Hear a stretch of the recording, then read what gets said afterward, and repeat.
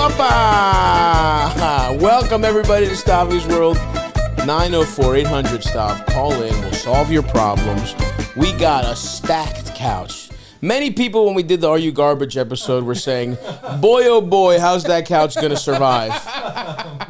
And this feels, I'm a little worried about, you know, when you got a jar and you kind of, the first guys didn't crack it, but then the next time you try, it just pops so easily. Yeah. I am a little worried about that because we have probably the most meat we've ever had on this IKEA love seat right now. You're not getting the deposit back on this couch. Run Center's gonna ban you. We got a lot of gentlemen in the fucking room right now. Oh yeah. The first of all, just named beautifully, the Chubby Behemoth podcast. That's right. Really proving it on this couch right now, bro. This is an accord. Yeah. This is a summit of the wads from abroad. It really is. It's Fat Rascal meets times Chubby Behemoth. It's the crossover, the collab, baby. We got Sam Tallent. We got Nathan Lund in the mix. Thanks for coming, boys. Thanks for the drop, Eldest. I appreciate that, man. Dude, we pulled up fresh from the airport, just wet. I saw Eldest come out, and I was like, well, I know that's Eldest, but I don't want to bother him right now. Because I'm a wet stranger with a backpack and a neck pillow. We both right off the jet. Oh, yeah. Right off the PJ. Off the PJ, yeah. No, we have to fly agricultural stamps. You're flying bovine air. But yeah, we ran into him over at the grocery store. He was like, hey. I was like, I know who you are. Yeah. I was gonna give you 40 minutes to be a human being. No, we don't get that around here. No, I'm glad you guys did. We broke bread. We ate some. See, this is actually perfect because I was gonna have some friends over to. We were gonna grill up some thighs, and then it's been raining all fucking week. But I had already purchased a large quantity of chicken thighs. Of course. So I was like, I don't want this to go to waste. We're leaving. I'm going back to Baltimore tomorrow. So I just threw 6 chicken thighs in the air fryer, hit the shower, thinking, all right, well, I come back. Maybe when the boys come over, I'll offer them a thigh pre-pod. Come out in my underwear. I see you 3 gentlemen just sitting on the couch. I was like, all right, perfect. We get to fucking have a real dinner here.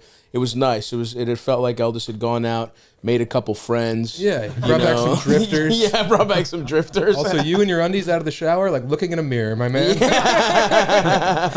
Yes, it is. I don't got the wingspan though. You know, I'm more. You're more I'm condensed. the compact version. Yeah. Oh yeah, he's so thick and wide. I love it, dude. He doesn't end. And we got to watch Eldest eat 4 to 6 eggs. He was eating 4 eggs. Eldest has a new diet and spiritual journey every 3 weeks. Yeah. Currently, he's on hard-boiled eggs and meditation. Is that correct, Eldest? Yeah, I've been doing a little meditating. When did this meditation start? This is good. We never actually got into this. Basically, just like I don't know, a week or 2 ago. I haven't been keeping up with it for days. It's been a busy few days here. Of course. And that's when you should ignore it the most, people say. Busy days is the least when you shouldn't meditate at all.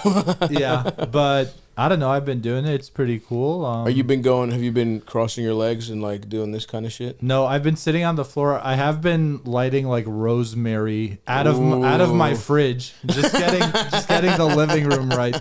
But like, you know, raw, fresh rosemary, burning that shit. And wow, dude. It did smell like an Albanian rite of passage in here. It's like, oh, someone became a woman. That was the cumin from the chicken thighs. That's what you were smelling. Yeah. Interesting. All right. I love that. Been trying it out. Hey, man, no judge. It's just funny that you cycle through some stuff. But I'm interested in meditation a little bit. I think I've been doing sort of a similar thing where I got a sauna, an infrared sauna in Baltimore, and I watch an episode of Bosch Legacy every night in the sauna on an iPad. You got to get your mind right. And to me, that's meditation. Yeah. Because I'm not, that comes in, that comes out. I don't know if you guys are familiar with Bosch. I know Chris Bosch. No, you guys got to get in there. This is our buddy Zach Peterson said it's his favorite show. Is dude, Bosch. Zach Peterson has good. Don't know the guy. I trust him. Yeah, Anyone who says that's his favorite he show. was acquitted, all right? The girl was lying. Any man who likes Bosch, I take his side no matter what. No matter what that bitch at the bowling alley said. So Legacy is a spin-off. So the Bosch Legacy. Now you see, Bosch let me just universe. give you a little to give you a little Hieronymus Spider-Man Bosch. and His name is Hieronymus, Harry for short. He's Bosch? Harry Bosch. Yeah. He is a decorated LAPD detective in the homicide department. Yeah. The thing is, man, sometimes for Bosch, all he cares about is the truth and justice, and sometimes the LAPD's laws get in the way of that. Bosch is not going to let some pencil pushers stop him from getting justice from victims. Yeah. And that sometimes causes problems with the brass, right? So after 6 seasons, pesky brass. By the way, the first episode of Bosch starts with Bosch killing a man during an arrest.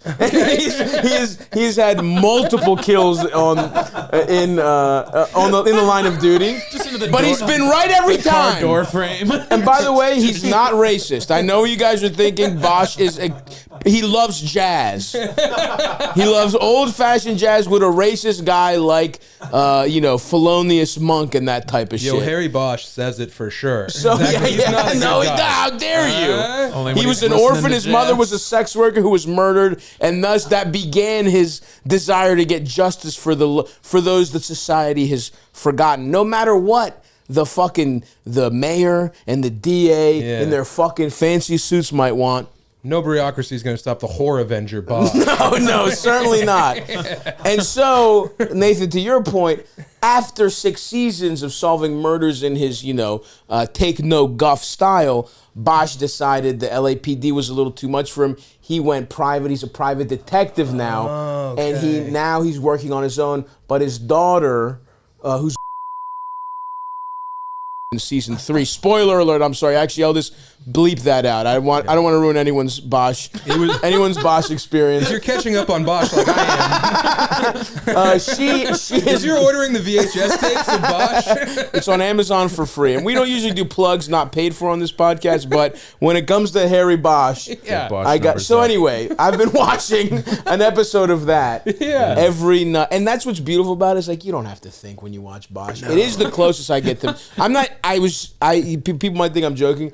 That literally feels like meditation to me. Sure, It's watching like divorced Republican dad media that just goes in and out of my fucking brain. You're right. Like while I'm also getting a nice sweat going. That's me watching the Harlem Globetrotters. That's good I stuff. just sit there and I attain peace. That's beautiful. We had a good sauna not too long ago. Where were we? Madison. Comedy Club on State sauna. And he shit on it. He was like, "Oh yeah, I'm gonna sweat a bunch and it's gonna feel good." And I was like, we're gonna hang out in here. It's gonna be great. Yeah. Next thing you know, he's singing it from the rooftops. Right. You know. Now a big sauna guy. Anybody heard about? Yeah, it's like he fucking discovered saunas. Yeah. My thing. Now same with not drinking. I haven't drank for almost 8 years. He was like, "What? We used to have fun. We used to party." You. And then he doesn't drink for a couple months, and he's like, "Man, this is cool." And I'm like, "No shit. I've been telling you. You've been calling me a pussy for not drinking. Why don't you black out and hit somebody?" It's like, no, it's better this way. This is awesome. Now he acts like, he's so telling this guy's swagger jacking your whole shit. Oh, yeah. Were you pissed when he also got fat? Did that happen too? We were both fat. You were both fat from the jump. We weren't friends right away. We met in the middle on. Our bellies. Yeah, we did. We didn't start hanging out right away because I think we were too very alphas. Similar. Of course. And so we kind of there can only be one. Away. There can only be one successful fat open micer in a scene. I know. It really. I'm not even kidding. And that wasn't us, dude. That was Jordan Zuckerman. Yeah, we were the betas. Yeah. Wow. Yeah, we were in his shadow.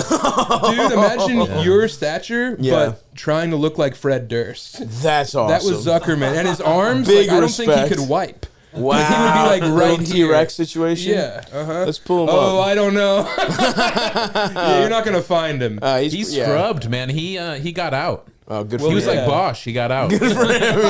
He's doing his own thing. Well, that's kind of a misnomer. Bosch can't really help himself. Even though he's technically out, he's still seeking justice. He's addicted to truth. Yeah, he really is. Yeah, and Do you justice. think Jordan quitting had anything to do with... Come on, don't say it. With what? Nothing.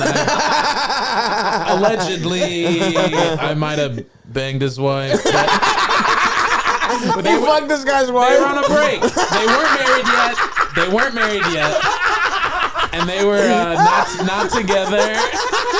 And it was her birthday. So what am I supposed to do? And she had a type. Type 2.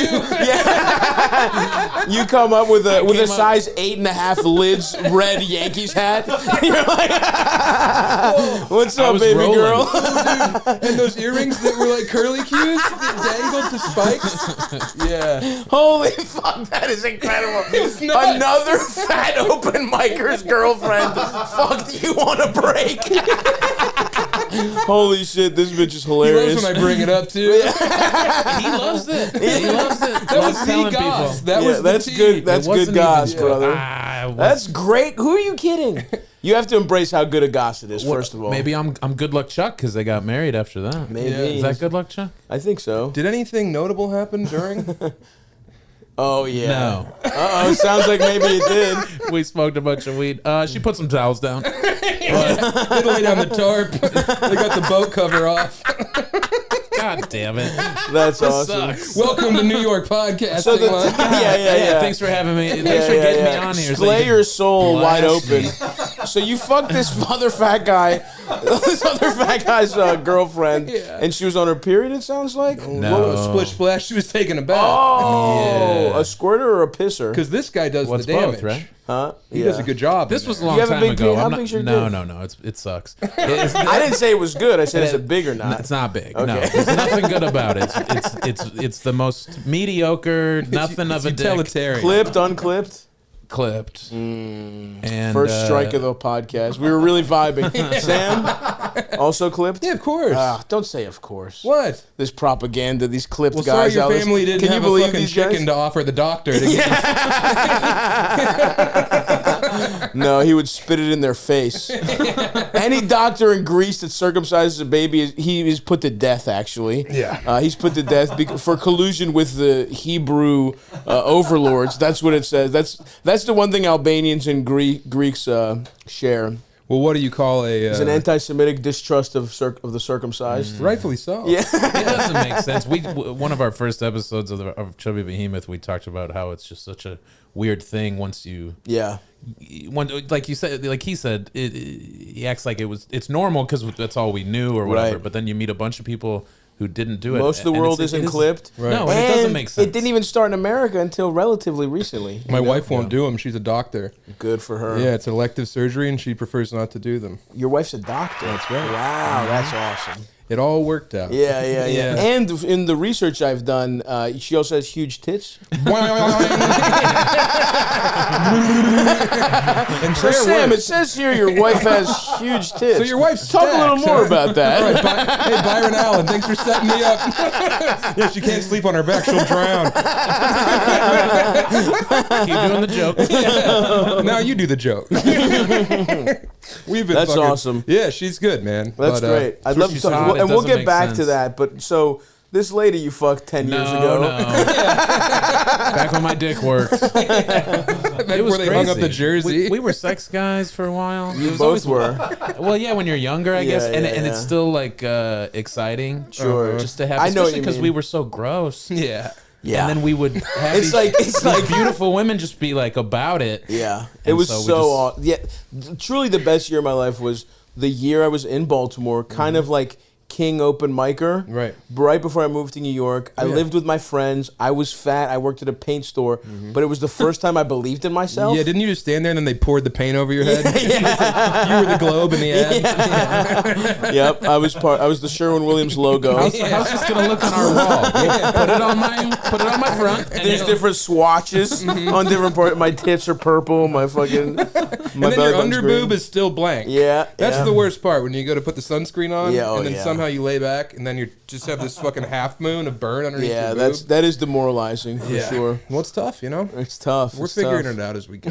Yeah. But yeah, that year that you have is like the best open micer in town. And then all of a sudden just these like I would walk up to girls and be like, hey, I'm courting you. And I would wink. Nice. And then you would just hear the fucking splish splash.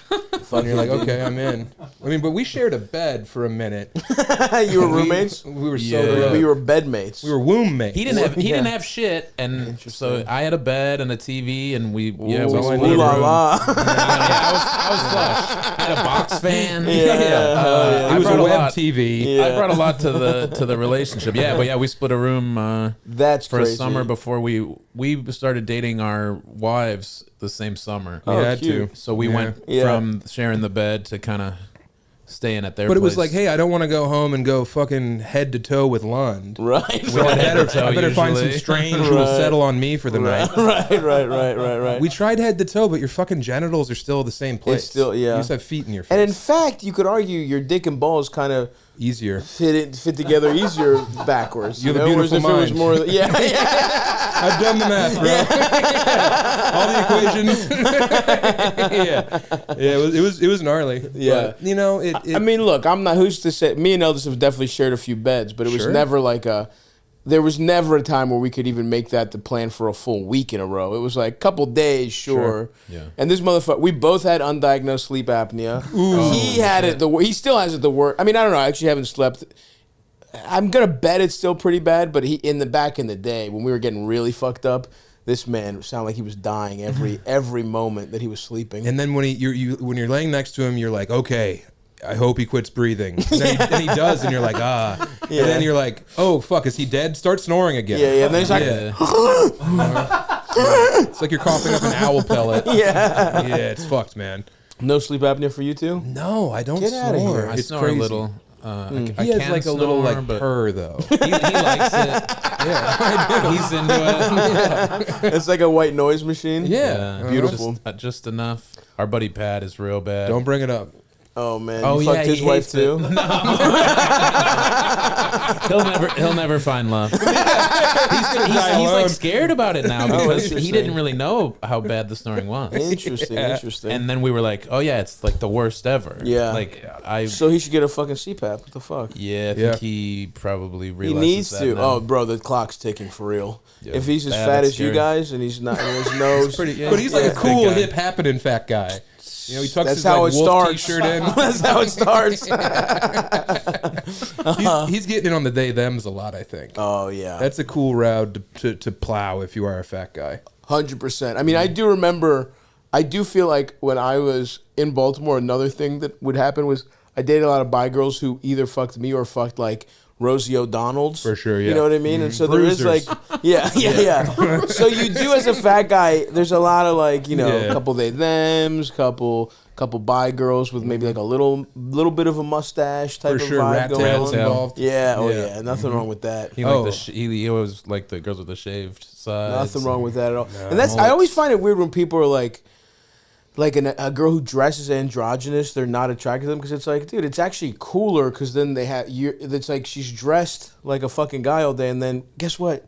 She still pops her titties out at the end. She takes that sports bra off. Yeah. Oh, yeah. That's awesome. It's like a little surprise at the end of the day. Dude. It's kind of, I guess, what Islam's going for. 100%. Where And it's I'm glad like, you brought this up. It's kind of like woke. So it's like woke Islam is like is non-binary or like butch girls that still got titties and pussies under there. Oh, they're in there. Yeah.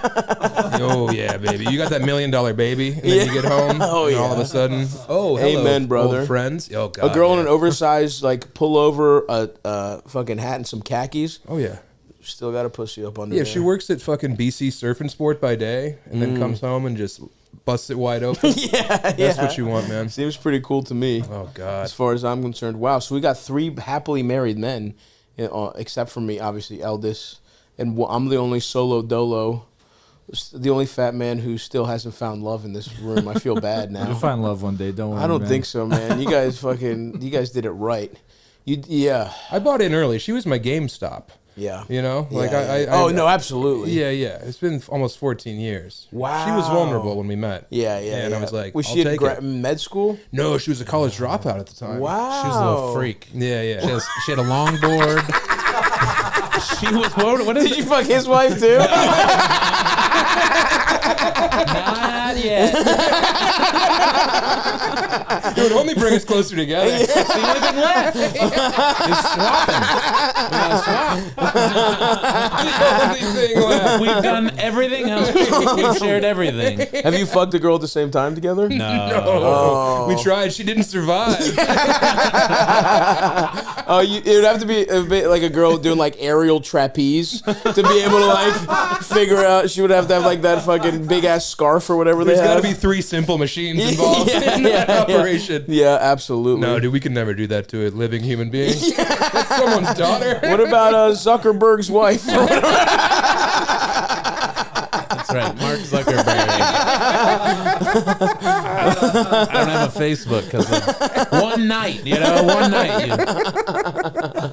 That's fucking awesome. Dude. I don't want to meet the woman who's like, oh, you two? Yeah. I'll do my stretches. Come in 10. Yeah. I think maybe we could have, but we never for wanted sure to. have. Yeah, but that's not what we were looking for. So Yeah, just knowing it was an option was all I needed. Yes. No, I mean, I have to be clear. I have no interest in like.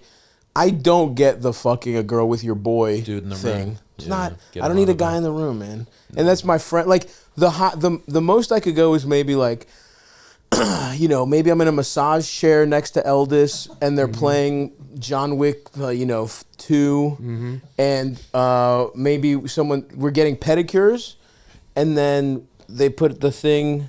They put like a divider, and then the girl starts sucking both our cocks. Now you're getting pedicures. Yeah. And like, just like we're hanging out, and it's like, oh, this is awesome, dude. And a girl is sucking our cocks, but like, or maybe is going back and It forth. would have to be one. And you're looking at each other like we're looking at each other. No, they're holding hands through a divider. We might be holding hands, it's but like dining during COVID. No, looking straight ahead, but talking to each other. Yeah, we're just having a good time watching a movie, broing out. You know what I mean? We're watching John Wick 2. I just said what we're doing, or something else. Predator, Commando. Yeah, Fern Gully if you're nasty. Yeah, maybe Fern Gully. Maybe Fern Gully.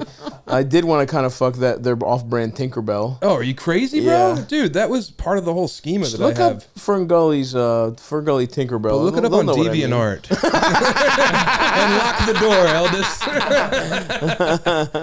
Yeah, dude, she was all right. Fern Yeah, Gully bingo. in a flannel. Oh yeah, she kind of looked like Demi Moore. Oh yeah. Oh yeah, that's a nice piece of fairy pussy right there. And she's ready for the beach. Yeah, absolutely. Oh yeah, look at those ears. Oh, and I forgot about that weird little bat too. Anyway, yeah, salute to her. That's kind of. I take her over Tinkerbell, honestly. Tinkerbell was kind of a dumb bitch, if you ask me. I know, she's gettable. That's what I like. Yeah. She was tricked by a boy who lived forever as a boy. I can get in But she also pouted too much. Yeah, she did a lot of like. Yeah, it's like you're just an annoying. Tinkerbell don't suck good dick. Yeah. What Tinkerbell? What did I do? Yeah. Nothing. It's fine. I already got a wife. She just won't apply herself. No. I could see it. I could definitely see it. But man, imagine how fucking big your rod would look with That her would be wrapped cool. around it. Yeah. Just jacking it off with her whole body and slurping on it. Yeah. That's not bad, actually. I'm into back the tip in. of your urethra. Yeah. Hello, boys. Oh God.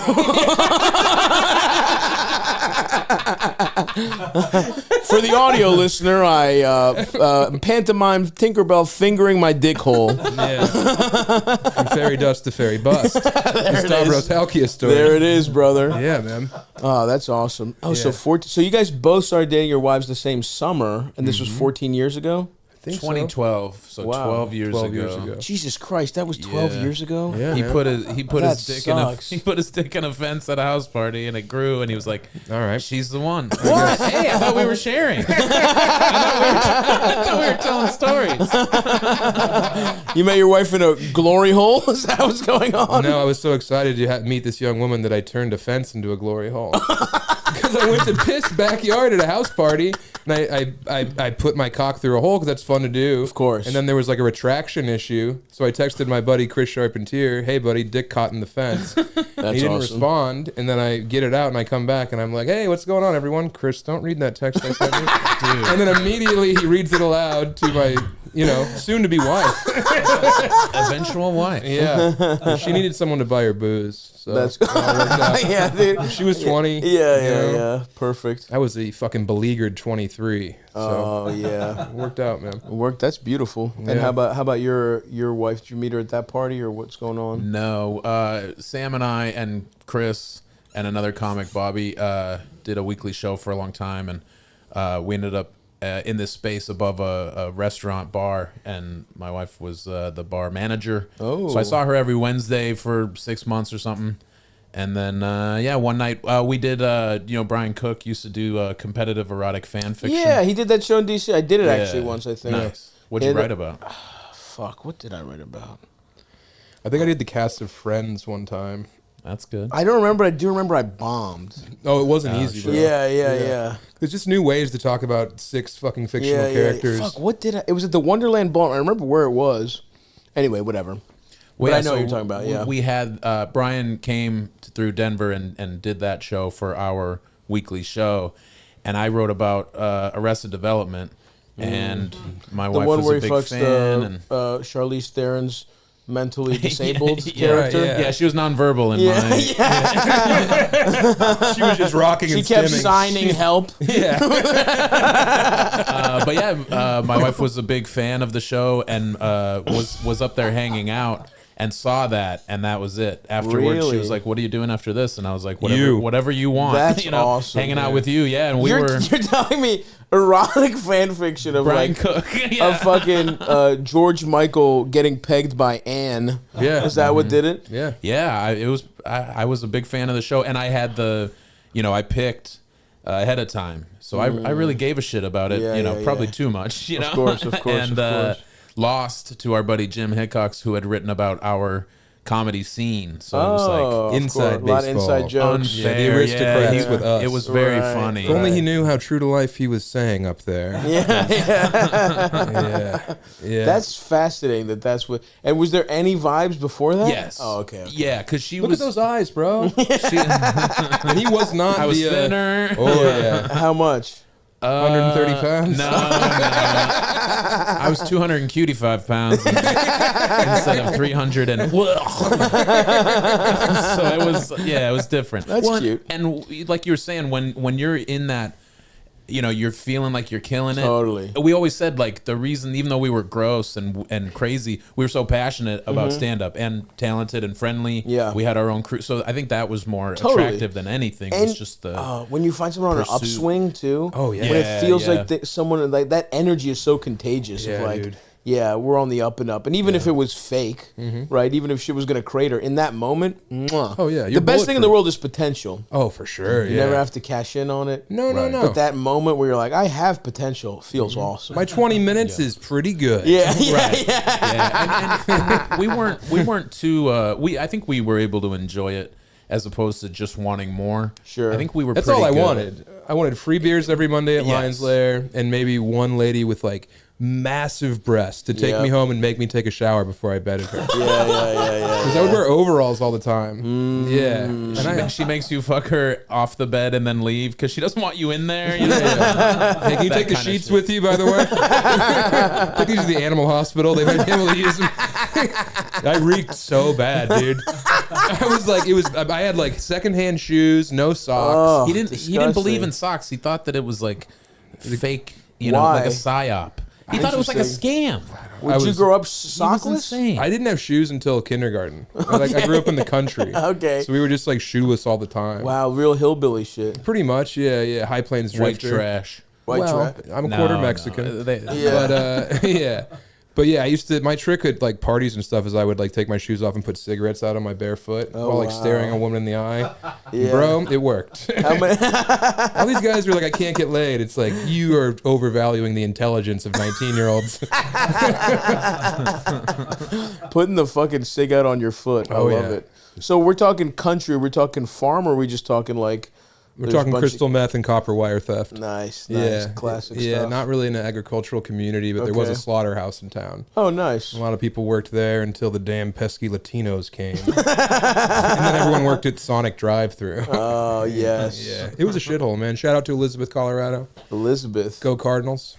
Nice, dude. High school? Yeah. Nice. Yeah. High school the Cardinals? Oh, yeah. I got my letter jacket. My dad found my letter jacket the other day. Nice. He always wanted to make new letter jackets. Oh yeah, like for the comedy dude, scene. It's over. Oh my god, that fucking sucks. He wanted that. He wanted to bully. He wanted to bully freshmen. Yeah, dude. And Oh man. All right. Yeah, we're like a team, guys. Yeah. And this is a community. I love you guys. These people I do open mics with. Yeah. This is my fucking squad. Congratulations, you're a joker. And I had to. Oh no, the Jokers. I don't remember that. The Denver Jokers. Dude, I made a bunch of fake letter jackets on an old laptop, and when I turned it on, the fucking tabs were still open, and it was like 6 different badass letter jackets that I designed. So funny, dude. And then we got to decide who got to join the Jokers. You know, maybe there was like a jump in at an open mic.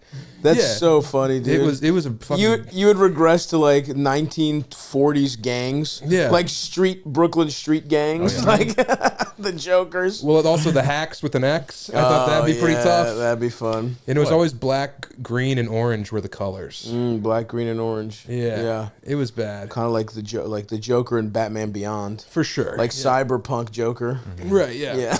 I kept telling him, no, we're not. Yeah. Let's not. That is one of the truly... And I'm like, in this, I'm just going to treat myself to using this word this way, gayest things I've ever heard in my life. I did just, one for old time's sake. That is so fucking gay. To want to make letterman jackets for your open mic buddies. You want to go back to a time when you called everything gay. Damn, hearing you guys talk about it, I'm like, oh yeah, that was a bad look. I defended it to a lot of people. I was like sending designs to my friends who did graphic design and be like, what do you think about this? They just wouldn't respond to the message. Good. Yeah. That's so funny. I mean, that is cute that you guys really... I mean, I'm making fun of it, obviously, because it deserves to, but it's also like, it's cute that you actually did feel that... You guys actually had friends, that you had a good crew. We were tight. Yeah, there wasn't a ton of shitty... It was like good competitive... There was 12 of us. Yeah, we had a bunch of crushers too. And what were the nicknames you would have embroidered on the back of the jackets for all 12? Big Pun. Oh my god. The Lady Jokers, were there Lady Jokers? Of course not. Yeah. No. Well, they get shittier quality jackets. They get pink. There's 3 of them. They get like the satin ones. Yes. Like the chicks in Grease got. Yep. Yeah. I remember one was you would get an award that would be lifelong feature. Yeah. And that'd be like a fucking patch you would put on there. Yeah. I had patches. Yeah, dude. Patches. Like if you won the Squire open mic, like best bar tab, you got a patch for that. Like it was. It was fucking embarrassing, dude. It is embarrassing, but it is cute. It's literally like sincere. You guys had like you actually had community. Yeah. Whereas like that is fun. I mean, I don't feel like we had that at all in Baltimore. It was like I truly was like I got to get the fuck out of here. Yeah. I never like I didn't really have any friends. I mean, in DC a little bit more, but then some people, and then you fucking move, and then it's like, I mean, Jamel Johnson, I'm still boys with him. He's the man. Mm-hmm. Wardell, I go, we've been friends forever. But then a lot of people just kind of like, who were funny, just kind of fell, everyone's so mentally ill that it's like, it's fun when you're 24. Right. And then it's like, oh man, you got to stop doing And then you find out that fucking Lund Lund fucked your wife. And then, And then you kill yourself and quit comedy, and your relatives scrub your presence from the internet because Lund fucked your wife. I mean, that's a tough conversation. Yeah. So I know we were on that break for like 3 months. Just be honest think about the one guy you really didn't want me to fuck. Yeah. Oopsie. I had to have him. I hope I wasn't the one guy. There's a lot of guys that I think would have been the one guy. You two were fatly nipping at his heels for pole position. Oh, for sure. Well, he was like the cool fat guy. Right. And then I came from improv, so no one trusted me. That explains the jackets. Come on, man. It's all making sense. House team. Mission improbable. There was a team in Denver called All Kurds No Way, and it was 3 Kurdish guys. Oh, that's pretty. You know what? I'll give that one to them. No one knew what they were talking about. Yeah. It was improv, baby. That's fucking awesome. Yuck. Oh, okay, that makes sense though. Just trying to, I mean, look, you didn't know anything. You're shoeless, blown into a jug for entertainment. So it's like when you saw improv, you're like, all right, this is something. I had to scare the frogs away. Yeah. Yeah, dude, I did. I came from like a town of 1,000 to Denver and was like, what am I gonna do? Improv. And my mom got me improv classes for my 18th birthday. Oh, that's cute. It was great. I liked improv, but then I would fucking go do open mics and see these guys just living this fucking pirate lifestyle. Right. Well, because you gotta stop talking about this in like these glowing terms. It was a bunch of fat losers doing rape jokes for drink tickets. That's what it was. You mean the greatest minds of a generation? The truth tellers?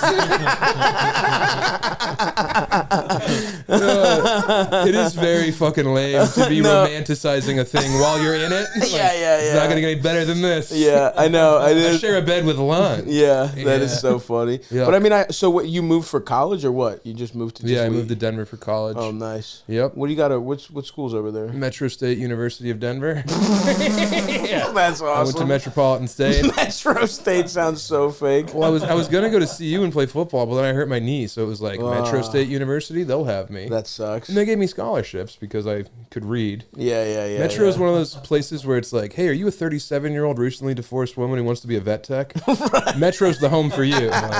Come on down. That's awesome. And it only took me... Welcome to Act 2 of the rest of your life. It took me 18 years to graduate, but I did it. After my mom died, I went back and got my 12 credits. That's all she wanted. Just a spider. You never saw it, bitch. But now I got a degree. Look up at your baby boy now, mommy. Yeah. I do a lot of embarrassing things, it turns out. No, it's great, dude. Other than, I mean, look, yes, the jacket, but that's cute. Getting your degree for your mom at a shitty school. Damn, what did you play? You were like a tackle, I'm guessing? I was a right tackle for a left-handed quarterback. Oh, shit, dude. Oh, were you a D lineman? I was a nose tackle, baby. Yeah, you were. The Zero easiest. Tech. No, yeah, just right in there, pop, fuck people up. Don't have to learn any plays. No, and you guys were so stupid. You'd write like left and right on your gloves. It was awesome because like I had good grades, but I was football dumb. It's not like that intelligence doesn't like translate over. And they were like kids on my team who couldn't fucking read, who were like football savants. Right, yeah. And it was just so funny. They all expected me to know the plays. And it's like, guys, just because I know how to cheat in AP US history doesn't mean I know the scheme and shit. Right. So all I did was just fuck people up. It was awesome. Right. I still have a shoulder injury that's plaguing me to this day. But hey, it was a fun little. You had David Borey on here. He was a hell of a fucking nose tackle. Really? We went to high school together. Holy shit! Yeah, that never even came up. That's hilarious, dude. It was brutal. He didn't bring me up. No. Thanks, David. No. He was the best man at my wedding. I didn't know that your job as a D tackle was to just grab onto dudes and try and take up 2 for 1. Yeah. But if I would have known that, I wouldn't have had to be one of the geniuses of the offensive line. That's right. Because you guys were fucking dumb as hell. We'd always make fun of you guys. Stupid as hell. It was the best, easiest thing to do. Mm-hmm. And it was so fun too. Because offensive line, so hard. Like, I was like, no, I'm not doing this. Mm-hmm. I'm going to be a fucking defensive tackle. Yeah. And the only reason I even played football was because I was playing soccer, and our JV soccer coach gave one of the kids on my team pornography. Ooh. And so they dissolved the team immediately. And they were like, hey, sorry that this... And you know what's the funniest part? He wasn't even... It's I don't know if it's worse, but it's more pathetic in some ways. That he wasn't even trying to fuck him. He just wanted him to think he was a cool guy. Yeah. He was trying to get a 14-year-old's approval as like a 30-year-old man. Uh-huh. And so... We're going to get our own letter jacket. Just the two of us. Here's a Gianna Michaels DVD. Oh, man. Ooh, I would have loved that. Shout out to Gianna. Dude, one of our first episodes, for some reason we were talking porn, and he goes, don't think about it on 3, say your favorite porn star. Wow. And we both said Gianna. I would have said the exact same thing. What? I was a big Gianna guy. 3 years ago? I was I was a big Gianna guy. I even like... She had those like dead eyes. Yeah. I was gonna say the opposite. It was the cans. Any of the porn stars that looked like they were having a good time was huge to me. Because if they looked dead-eyed and cashing a check, it just wasn't the same. You hope their heart was bad. in it. Yeah. Well, you were 17 and abusing yourself. Not 17, but I mean, over time, it's like I don't know. It's just better. I think better for the scene. Sure. For morale, if you don't see around, if you don't, if you're not thinking about it being a job, right. She was in the moment, enjoying herself. She was riffing. For me, it was purely she had incredibly fat tits. Correct. And that was pretty much it, honestly. Brother, I'm a simple man. It didn't really get more than that. And she was prettier than a lot of your Sarah J's. Yeah. Who, But Sarah J, infinitely gettable. There's like Sarah J is a fucking waitress at an IHOP. That's not what I'm beating off. That's not why I'm beating off. Well, no, I always thought I like the attainability. Yeah. Nah, not for me. What about Lisa Sparks? Probably dabbled in those waters. Lisa Sparks. Brandy Taylor. Brandy Taylor, I do know. Mm-hmm. Yep. She hated sucking dick. Yep. Yeah.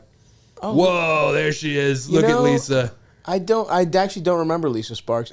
You know who was pretty cool was Carmella Bing. Carmella Bing, who then got fat and looked great. Yeah, I know. That was yeah. It was like back all of that up and dump it on. Oh, look at this mugshot. What did she do? Oh no, she got small. She got. Oh man, she was messed up. But yeah, Carmella Bing.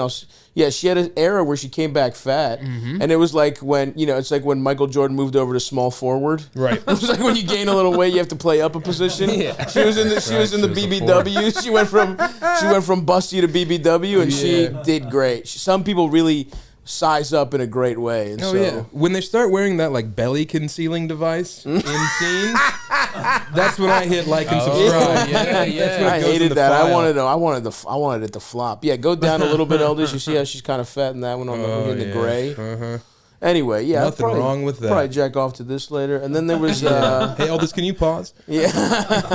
And then there was some who was the fucking Eva Angelina, maybe? That was another one that I was unfamiliar. Yeah, no, she had glasses a lot of the time. Yep. Yeah, she had like a heart tattoo on one of her tits. She was a big deal, yeah. Yeah. Yeah. I remember That's some good stuff right there. It's nice to put a name to a face. Yeah. Eldest, you want to weigh in here, buddy? Do you guys remember I always loved, I think I saw her tape. She's like this redhead. I'm not even sure if she spoke English. Very good. But then I think I tracked her down as like Ashley Robbins. Of course. Remember you were mad at me because I found one where she was actually sucking dick? Oh. You were mad at me for finding it? Vaguely. Because she only did softcore stuff. Yeah, that's her. She was awesome. She was really hard to find, and I found one where she was sucking dick, and Eldest was literally like, "What?" He was literally like, "Where the fuck did you?" Well, he was like mad at me for the desk of papers. I know it sounds like I'm doing a bit. It was literally the maddest I've ever seen Eldest at me. He was like genuinely pissed off and jealous in an animalistic way that I was like. I just like found the. I don't even know how you saw me do it, but anyway, yeah. She was awesome. I still am not even sure what her deal was. She doesn't have like a ton of videos out. I mean, my guess is she was a hard up for money Eastern European woman who showed her tits a couple times and barely resisted the temptation to fuck on camera and probably fucked off camera and didn't really have a good time. If I just am guessing right now. She never got her passport back. She's in a container She's still in Bahrain right now. Do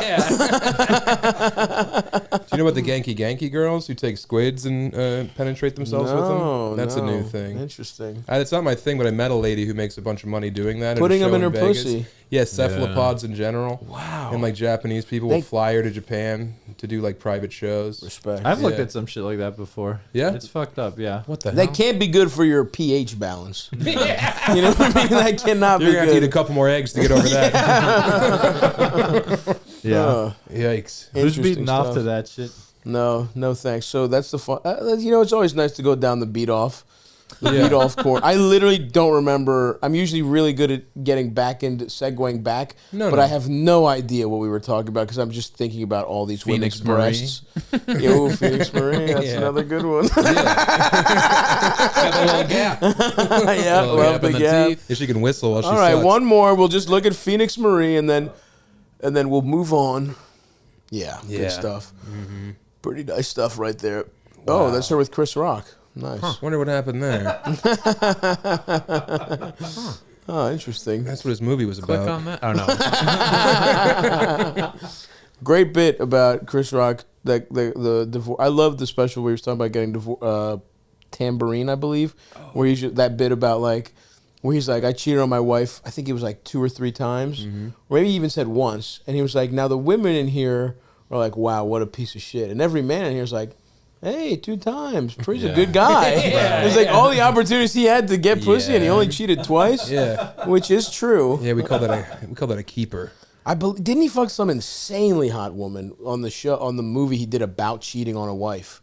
I mean, which you gotta. Sometimes if you're that fan, you just, I don't know. What did it give me? I Think I Love My Wife. I think so. The main was it chick? Megan Good? Did he fuck Megan Good? Just search Chris Rock. Anyway, whatever. He's talked about it, or somebody's talked. Get his GED. That's what the people want to know. Anyway. It doesn't matter. He fucked somebody. He fucked some incredible hot woman. But anyway. Hey, we've all been Would there. you guys ever cheat on your wives? No, dude. I love my wife so much, and also like, I'm not doing any better. Ever. A big titty doctor, you can't cheat on your wife. Yeah, beyond just from realpolitik. Thank you. You can't do it. Yeah. But yes, I this suppose is the Young Turks. Yeah.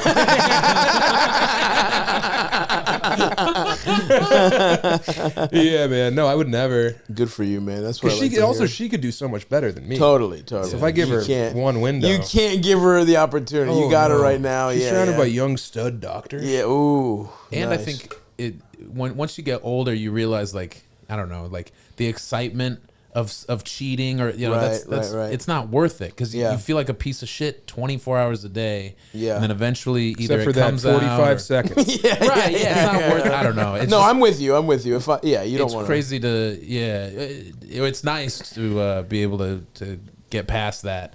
The immediate or the feeling naughty bullshit. Right. Embracing, enjoying the just not having that in the back of your head, it's stressful. Totally. To be like, am I going to get found constantly, out? Yeah, oh, absolutely. Because I've cheated, I've been cheated on, and it just feels like high school shit, college shit. What'd you do? What'd you cheat? How'd you cheat, man? Just a couple times it's like drunken shit, like mistake. Classic. Like didn't even want to, had no intention of. Yeah. Okay, I'm not the girl. I'm saying. Like, never really got to have the cool. It was never like a bitch of a girlfriend. And then like a hot one night encounter. It was never like a cool way. It was always like wake up the next morning and be like, God damn it, I fucked What you? have I really done? Truly, what have I done sucks. compounded? I would have thought this anyway, but now I've like hurt someone I actually like. Yeah, what do I do now? This is killer. Didn't you get sucked off on like the side of the road after some gig with Woolsey? Oh yeah, I wasn't cheating, but this woman was. She was small, and I barely remember her. The venue. She's a child. She remembers. She remembers you for sure, dude. Dude, God, the bar, the venue had like dollar beers or something, and we showed up early, so we drank a bunch, and then the crowd was rowdy, so we were both drinking on stage, and then afterwards, this woman was just like, "Hi," and I was like, "Let's go out here." And it was all windy, and she was like trying to blow me. She didn't have a car or something. Tumbleweed. Your fucking hat. You're trying to hold on to your hat like Charlie Chaplin. You're getting your dick sucked. Oh my God! It was so. And then when he came, a bunch of crows flew out of the corn patch. There was I did not come. It was no so busting. windy and cold and weird. I couldn't do anything cool. That's awesome. And dude. then she was like, "Oh, some friends are going back to an apartment, so we went there." And then there was a very beautiful woman there who had a boyfriend, but I was all drunk, so I was like trying to chat her up. Of course. And the boyfriend and his buddies are like looking at our friend Elliot, like, get him the fuck out of here before we stomp him. Yeah. And we got out of there. That's awesome that you're like, this other woman's saliva was already on your dick, and you're trying to chat to the hot woman whose boyfriend is there, is looking at me. That's awesome, dude. Which I honestly really respect that. Getting rid. He has no fear. It was bad. Back in the day when he was drinking and horny, man. Yeah. It was fucking feeding day at the zoo for the hippos. Crazy, yeah. I was always single for brief moments. Like I had several long relationships. So when I was single, it was like, I didn't know how to do it. So I was just, and like I said, we were feeling ourselves, and people were, they liked our show, so there were a lot of, just little moments of being single. And also, if you're in Green River, Wyoming, doing a show for $200, the only thing that really pays is getting a little bit of top. You gotta get a little top. Yeah, for sure. Yeah, to just kind of balance out the fucking whatever ledger. Who gives a fuck? I forget what I was gonna say. You didn't grow up on a farm, right? Where'd you grow up? No, I grew up outside of Chicago, and then when I was 12, we moved to Henderson, Nevada, Las Vegas, and Henderson kind of grew into one big city. After we moved there, it blew up for 10 years. So you were in Vegas as like a fucking 17-year-old? Yeah, junior high school, went to college in Reno, and then moved back to Henderson, Vegas. Started comedy in Vegas. You were in Vegas, and you're like, I need to change the scenery. College in Reno. You're like, let me go to. It was a better college. Let me go to. Yeah. Nevada was a cooler campus, nicer, because it was. Built in 1874. Oh, so I didn't even realize the Wolf. Oh, that's where the Wolf Pack is. Yeah, Colin Kaepernick went there. I didn't know that. In my head, I just think of Reno as like the shittier casino town. Sure. Yeah, for sure. Oh, rescinded. But no, there's a beautiful Ivy League-esque campus there. Yeah. It's based on they have good athletics and shit. It's fucking cool. Well, he was there. They didn't until. Well, Nate Burleson was there when I was there. No, they were good. They had good teams. The women's volleyball team. They were okay, but. I just remember I got to see LaDainian Tomlinson. The TCU played in Reno. Oh, that's cool. And goddamn, he probably put up 275, 4 touchdowns. Yeah. And you had to. And you were like, I weigh 275. Wait, this guy's like me. I had 4 beers in the first quarter. He's had 2 touchdowns. 2 more coming. Yeah. No, it was crazy to watch him. Yeah. In college. Just he ripping shit up. Yeah, I can't even imagine. Kaepernick was a few years after me, and I think last year I was there. 2004 was when the basketball team got good. Oh yeah, they had a couple guys. That dude from Kansas, that transferred white dude, was good. I don't know, man. I can't remember. You want to talk fat-titted porn stars? Yeah, I gotcha. Yeah, but I can't. I'm not gonna think. Maybe deli offerings. We can talk that. Yeah. Different types of flavors of boar's head. Yeah, but Mountain West white basketball players. Yeah, I can't do it. I got a gap there. Oh, interesting. So you went. So then you went back to Vegas and then went to graduated. Decided to do stand up when I was almost done with college. Gotcha. And I figured I don't know what there was going on in Reno, but I figured Vegas would be easier to start. Yeah. So I started writing for my last semester. Was it in Reno or Vegas where you got sprayed down? Reno. Okay. Sprayed down by the cops at the sheriff's station. What were you joining Colin Kaepernick and disrespecting our troops? Yeah. And is that why they sprayed you down? Yeah, it was treason. Yeah. Were they making a citizen's arrest? No, man. What happened? I was just fucked up.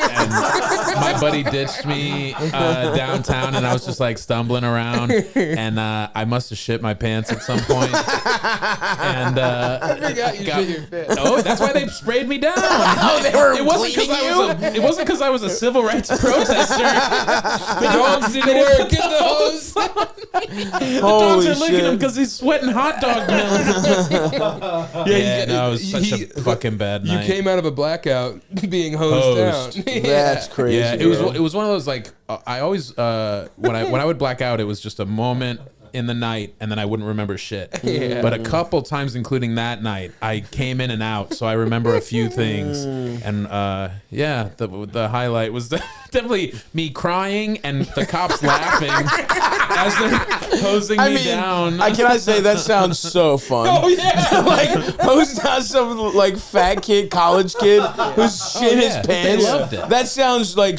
like if you gave us a fucking hose and you when you were 19 with shit in his pants, we'd all have one of the best times of our lives. That's my Colonial Williamsburg. Yeah. I want to relive that moment.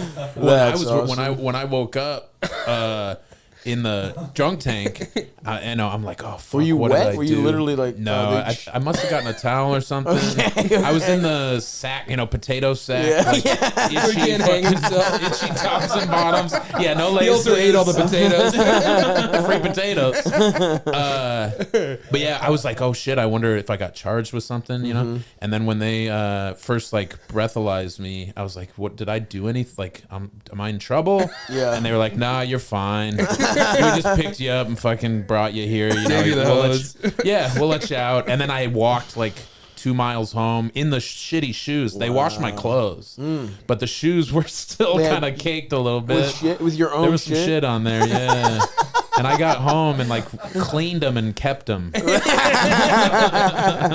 actually has them encased in amber now. I still have them. That's fair, dude. They hang from my car, my windshield, my rear view mirror. Little shitty booties. So was I forgot about that. Was it like a? That was my closer for a while. That's a good story. Not a bad story to close on. A vice principal. I worked at a middle school, and the vice principal was retiring, so he was like 80.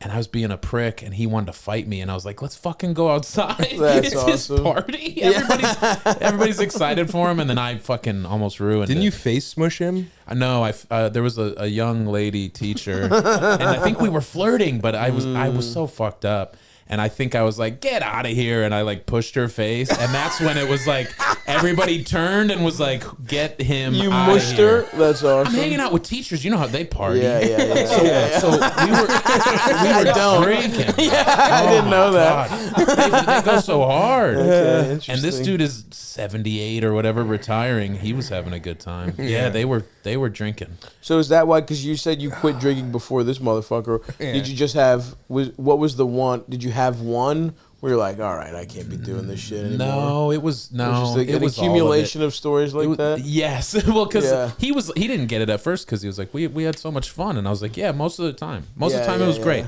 but I didn't like blacking out, especially when it was like, oh yeah, we had such a, we were here and then here, and I don't remember any of it. It's like, it would have been more fun if I wouldn't have been that fucked up. Yeah. So that was part of it. And I think your your rock bottom personally was when you hooked up with that super hot chick and you didn't remember it, and the next day you were like, "Did I see your boobs?" And she was like, "Yeah." Don't even remember. Wow. Didn't That's even remember brutal. him. She was That like a sucked. legendary Denver bar babe. And he somehow did it, and I was like, "What was it like?" And he's like, "I don't know. That sucks. I wasn't there." There was That's one of the worst things of all time. That actually makes me legitimately sad. Yeah. Everything else is funny, but man, that's heartbreaker. brutal. That's tough. I lived next to a. She got sober after too. She got sober. I was her rock bottom. Oh my god, I think that's she actually awesome. went to the Spike for a minute, and then No. But no, we had a few comics lived together next to a guy who was like had done like 15 years for cocaine possession something, and so when he moved in with his wife and daughter, he's like, hey, you guys are young, I'm sure you're having a good time over there. I'm not just letting you know now I can't do any of that, I'm trying to be good, and our houses are a foot apart, and I'm just like cranking tunes and shit, and blasting Chevelle. a lot of Chevelle, White Zombie, Yeah, he was the worst neighbor. That's so horrible. When she was over, she said the cops came. He must have called the cops, so they showed up, and she said I was able to turn it on for them. Oh, hey, officers, I'm sorry. I'm sure you're here because back of the the noise. blue. Good to see you, boys. Yeah, Staying safe out Nothing there. but respect. I learned my lesson in college. Kaepernick can go blow as far as I'm concerned. I've been hosed. I'm on your side, boys. That would have been on your letter jacket. You would have had a hose patch. Just the one. That's awesome. But you not remembering, she's like, a great night. I gave a guy pussy and he didn't even remember. Yeah. I gotta get sober. That's And awesome. you had no business engaging in any kind of carnal acts with her. But Whatever. okay, I was a cool guy. Do you think your dick got hard? I don't know. Maybe. Probably. I don't know how far we got. It might have just been that was his tops end off. of Lost in Translation. You'll never know. It got hard. Yeah. You whispered, "Did my dick get hard?" Did I come And we right don't away? hear her answer. Did I come right away? Did I come soft?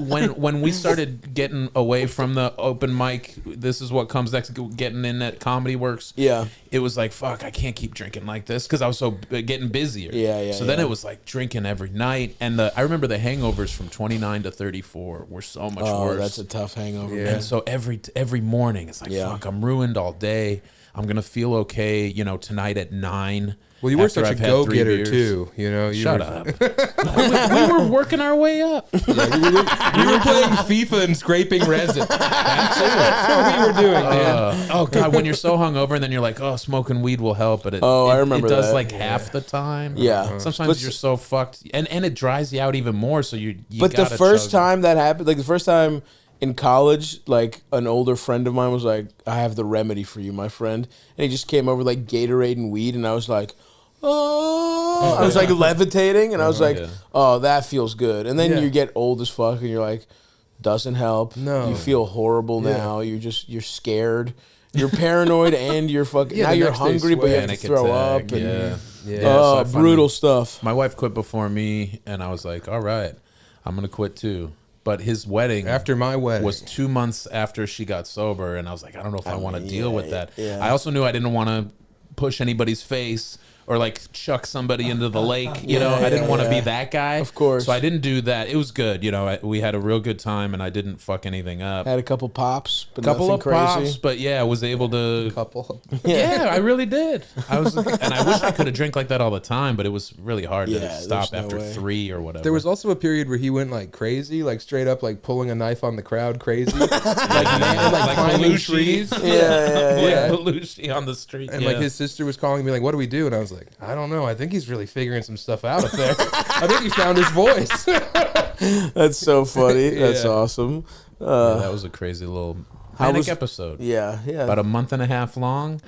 Luckily, did not end up in the hospital or getting hosed down in jail. It was just like a get the hose, pig. One day, it felt like our buddy Chris was like, "Dude, what the fuck?" And for some reason, hearing that, his like concern. It was like the air got let out of the balloon, and I got to come back down. Yeah. And I was like, finally, it's like, holy shit, what was that? That was crazy. Yeah, that was crazy. And you were drinking, you were taking your shirt off in bars, I was dancing with letting women, those little titties, little titties juggle, letting them swing. I worked at a movie theater until and then I finally quit your job. And well, that's why I moved in with him. I was like, like, aged out of the movie theater. You're like, hey man, you can't be doing this. You're 27. God, no, it was 33. Cutting tickets, doing this. I was a manager, so I was. I don't know if that's better or worse. I was telling people, like, hey, getting quit smoking weed back there. Yeah, dude, that sucks. Jared, working at a movie theater long enough to get promoted. I worked there for a year. Come on. I was lucky that I got that pay bump. Fuck.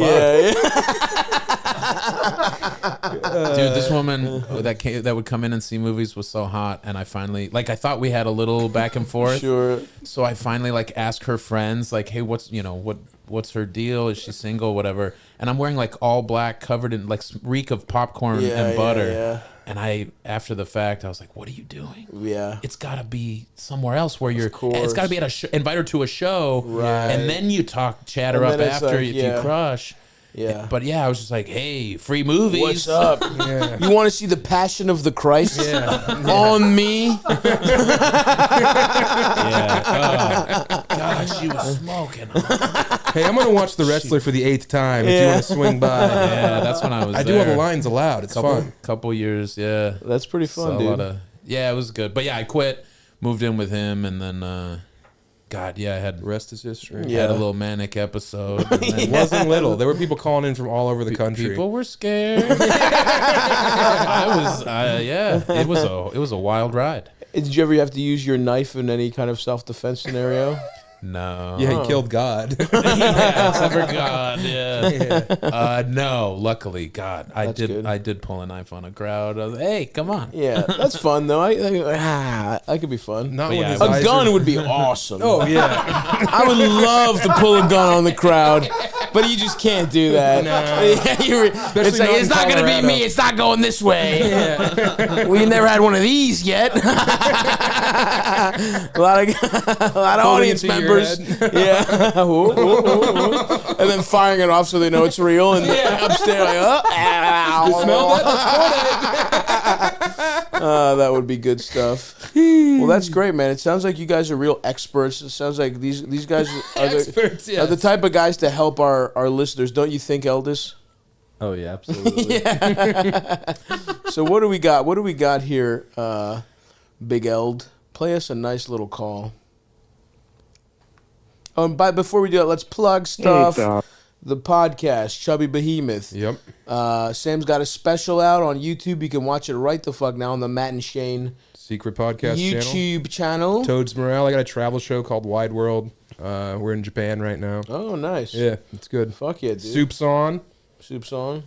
That's got my a soup special show? on YouTube. Oh, okay, nice. Came out last year. Hell yeah, dude. 8,000 views, so I'm not sweating it. So I'm good. Let's get this guy to 9,500, folks. Dude, that'd be nuts. Let's get this motherfucker to 9,500. All right, let's play a little fucking call here, Eldis. Hey, Stav, how's it going? So a couple months ago, I made a decision that I knew was really bad when I made it, but I did it anyway. So a little bit of background: I'm an EMT in a pretty busy area. We do like the emergency calls, but we also do interfacility transport, so taking people between hospitals, psych wards, things like that. And we have a pretty long transport with a woman who went into the hospital overdosing, made some comments about killing herself, so she was getting an hour away to like a psych ward, and she was pretty hot. And oh my god! We kind of hit it off. In the back of the Nathan, are you calling in? No.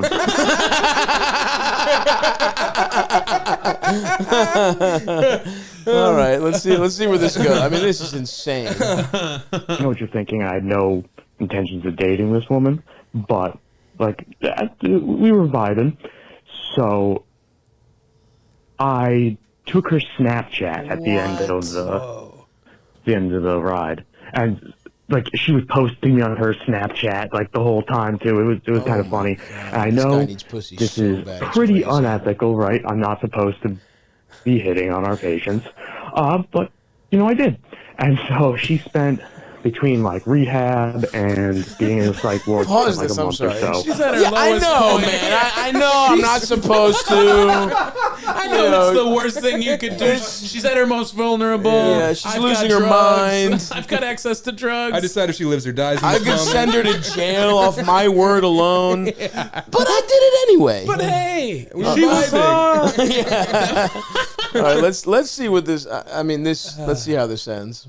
Like a month or so. She hit me up when she got out, and she lived like 30 minutes from me, so I spent like the weekend at her apartment. We hooked up, all that. There's nothing serious though. Nothing like, serious. We weren't talking about like dating or anything like that. We're kind of vibing. This is insane. And after that, vibing, so that's good. We would text back and forth a little bit here and there, but not really talking that much. At some point, she started using drugs again, and I got a phone call. Pause this. Oh, it's her fault. Yeah. Well, at some point, this drug addict let me down. Anyway, you're a fucking piece of shit. But let's finish this. And I got a phone call about like 2 a.m. one day. She was like geeked out of her mind and told me that like her friend overdosed because some drug dealer sold her some bad H. And she asked me to help her kill this guy. Whoa! Oh my god! I kind of set some boundaries right there. Like, yeah, I set some boundaries. What are you? You're way past therapy speak, dickhead. You fucked an insane woman. You met in the back of your ambulance. Fresh out of rehab. She had nowhere else to go. Yeah. She's wearing Velcro shoes. And I just wanted to set some realistic expectations with her as she was down a K-hole. This is insane. Keep going. Jonah Hill. What's that? guy. Jonah Hill. Oh was yeah, doing yeah, the setting therapy yeah. speech. Set some boundaries. You need to stop taking pictures with guys because it's messing with my Yeah. my goals. What, dude? What? 100. I mean, this is insane. Keep going, Elders. I kind of set some boundaries right there. Like, yeah, I'm not a killer. Like, I don't think I should be talking to you anymore. Hung up. Now that he busted her, a couple nuts, he shouldn't talk I have to been her. like ignoring all her texts and Snapchats, and she's clearly on a bender. Yeah, like when you met. And just Yeah. Oh, now she is. She parties. So let me so the amount of time you've known this woman, she has been, you met her when she was so suicidal, they took her from a regular hospital to a psych ward. Yeah. Then she was in rehab for 3 months. Then one weekend you fucked her, and then the next week she went crazy. So there was a total of 2 days in which she didn't seem crazy, and they happened to just coincidentally be the days you could fuck her. Interesting how convenient that was. Good if he's not willing to kill for it. I know that. Yeah. What if he was like, so yeah, there's blood on my hands So right anyway, now. I'm calling from a payphone, Stav. What are the non-extradition countries? I'm in Ecuador. All right, keep going, Elders. This is insane. clearly on a bender, and just past couple days been blowing up my phone, and now I'm kind of concerned about her blowing up my spot at work. Like, it wasn't illegal, but it's definitely highly frowned upon. Oh my I God! want to get ahead of this before it, starts affecting my career. Thank you very much. Have a good day, Stav. God. You deserve whatever happens to you. Yeah. What are you, out of your fucking mind?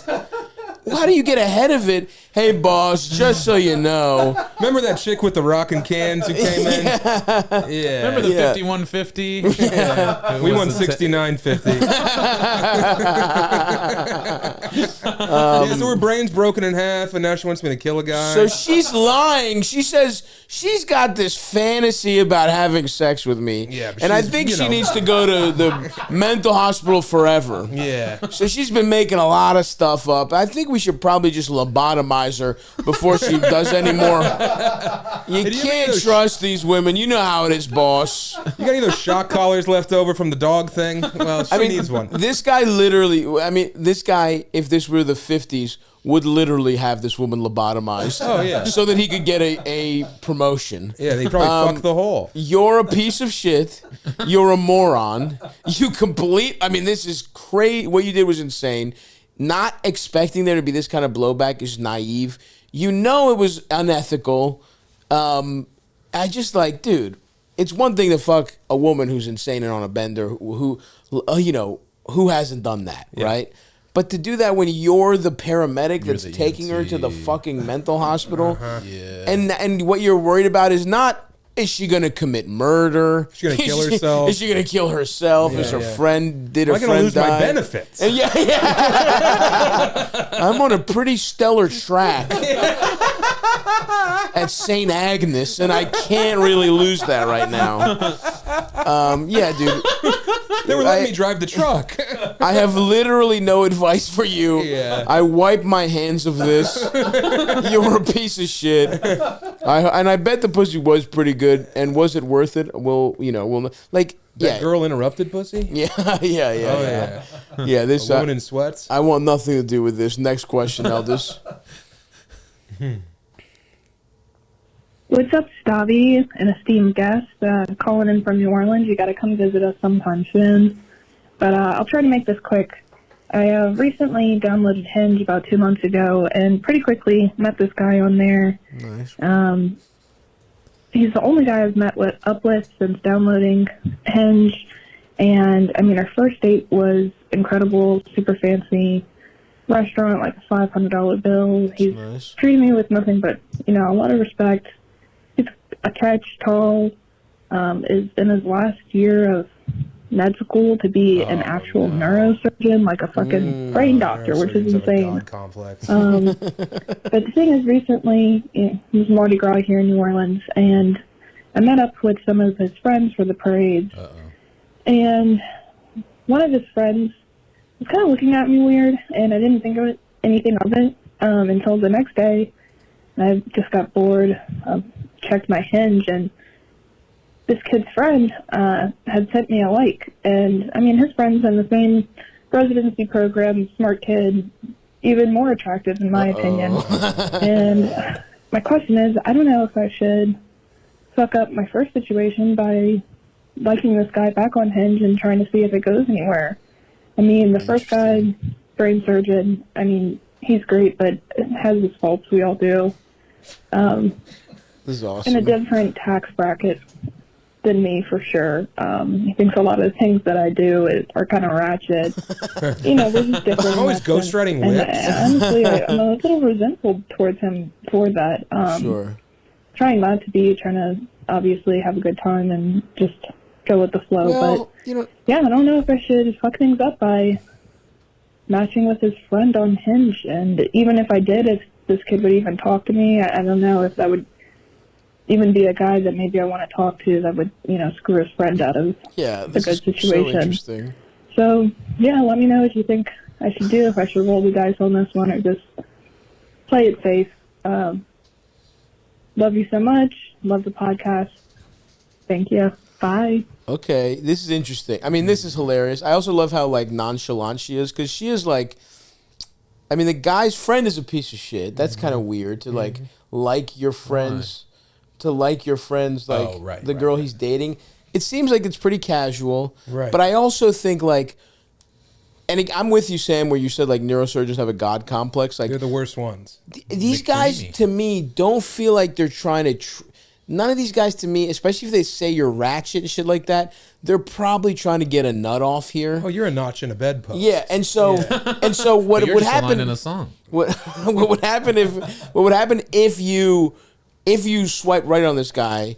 Best case scenario probably is that, like, they double team you. Yeah. Dual income and then they open up her skull. I would be worried about, like, this being like some kind of weird rich med school kid thing of, like, hey man, you gotta try some of this pussy over here. Like, literally, like, you would be the slam piece for the med program. That's not like, that's my thoughts anyway. Maybe I'm wrong, maybe whatever. But also it's like, and by the way, there's nothing wrong with that if that's what you want to do. No, live it up. If there were a group of two hot girls and they didn't want to do anything, like, serious with me, I would fuck two friends that I don't know. How close are the two guys? Yeah, they just, like, sort of whatever. They're in med school, but maybe they're not close. Yeah, it's up to you. I mean, personally, I think, like, unless you just want to unless you do want to fuck this guy, like, I don't know. It's like, are either of these guys you want to date seriously?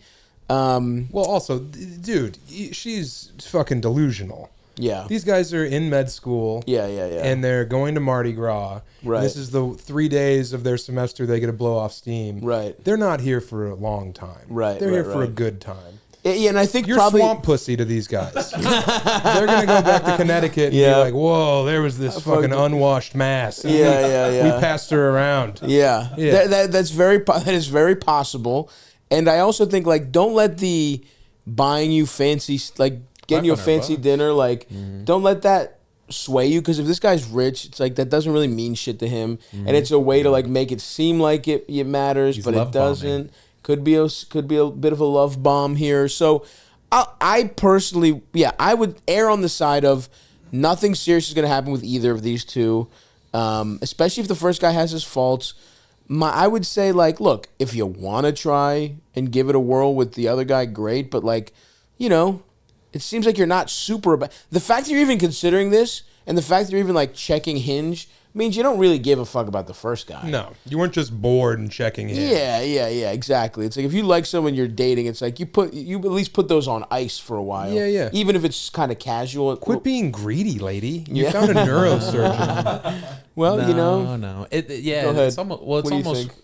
It's just almost weird to think, like, it used to be you dated whoever, like, and all the guys kind of knew, all right, we're competing, so if we want to try to get to be serious, then you stick around and whatever, care. Yeah. But if you don't, then it's casual, and then that got lost, and now I can't imagine dating and Hinge. Yeah, because everybody's trying to be real cool and chill and go along with whatever. A little aloof, yeah. You don't say what you want, right? That's and then a good you ghost or you get ghosted. No, that's a good point too, because she's saying like, I'm just trying to go with the flow, but why? Yeah. You said you're already a little resentful towards him. Honestly, I think like it doesn't seem like you're in it that much for the first guy. It might have been a fun little fling. You got a nice couple dinners out of it, whatever. It doesn't seem like you really give that much of a fuck about him. And I would even say like, or if you do like the first guy and you actually like want to give it a whirl, don't go with the flow. Say how you feel. Yeah. Say what you want. And if you don't think he's worth that, then you basically, I say just forget about him. And then it becomes like, well, if he's in the rear view, then decide the same thing with this other guy. Then he just becomes a new guy that you might date or you might match, whatever. So if you want to go for it, go for it. It's not like you owe the other guy anything, really. Right. And if you want someone in the medical field, we know an EMT who has very low. I was gonna say maybe if she feels like she's ratchet or less than with neurosurgeons. Maybe she should be with a skateboarder, a guy who still works at a video store. Like, that's okay. Maybe arcade technician. Yeah. He's always got a bunch of quarters on him. Yeah. But it is important that you actually think about, that's a good point, Nathan, about like people try and be too aloof. And it's like, don't just go with the flow. Think about what you want. And then be honest with yourself. And then you can process like, is the dickish things this guy doing a deal breaker? Or is it something we can talk about? And then you have to go from there. But I think the most fundamental thing for you is like be honest with yourself about what you want. And also, I was with a doctor through med school. There's no time for anything new. Right. So like if you think that they're going to make room for you in their fucking overwhelming life where they're learning this incredibly hard technical skill, that's not going to happen. He's not going to make space in his heart for you.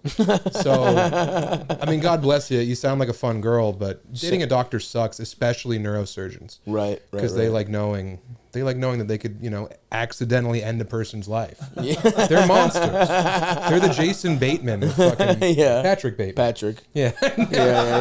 Jason Bateman, America's sweetheart. Yeah, they're gonna start a weird, shitty podcast with their famous friends. Stay off my fucking corner. You're already millionaires. This is all I have, you smartless cocksuckers. All right, next question. Good luck to our friend here. Yeah. Next question, Elders. Stavvy, baby, listen, I really, really need some help here. I'll get right to the point, right? Please do. So, I'm fully in love with my girlfriend. We've been dating for over 4 years. We live together. She respects me. I respect her. We have a really good thing going. Like, our relationship is basically perfect, except for one thing. We don't fuck anymore. We have almost no sex anymore. And it's been going on for almost like a full year. And here's the reason why.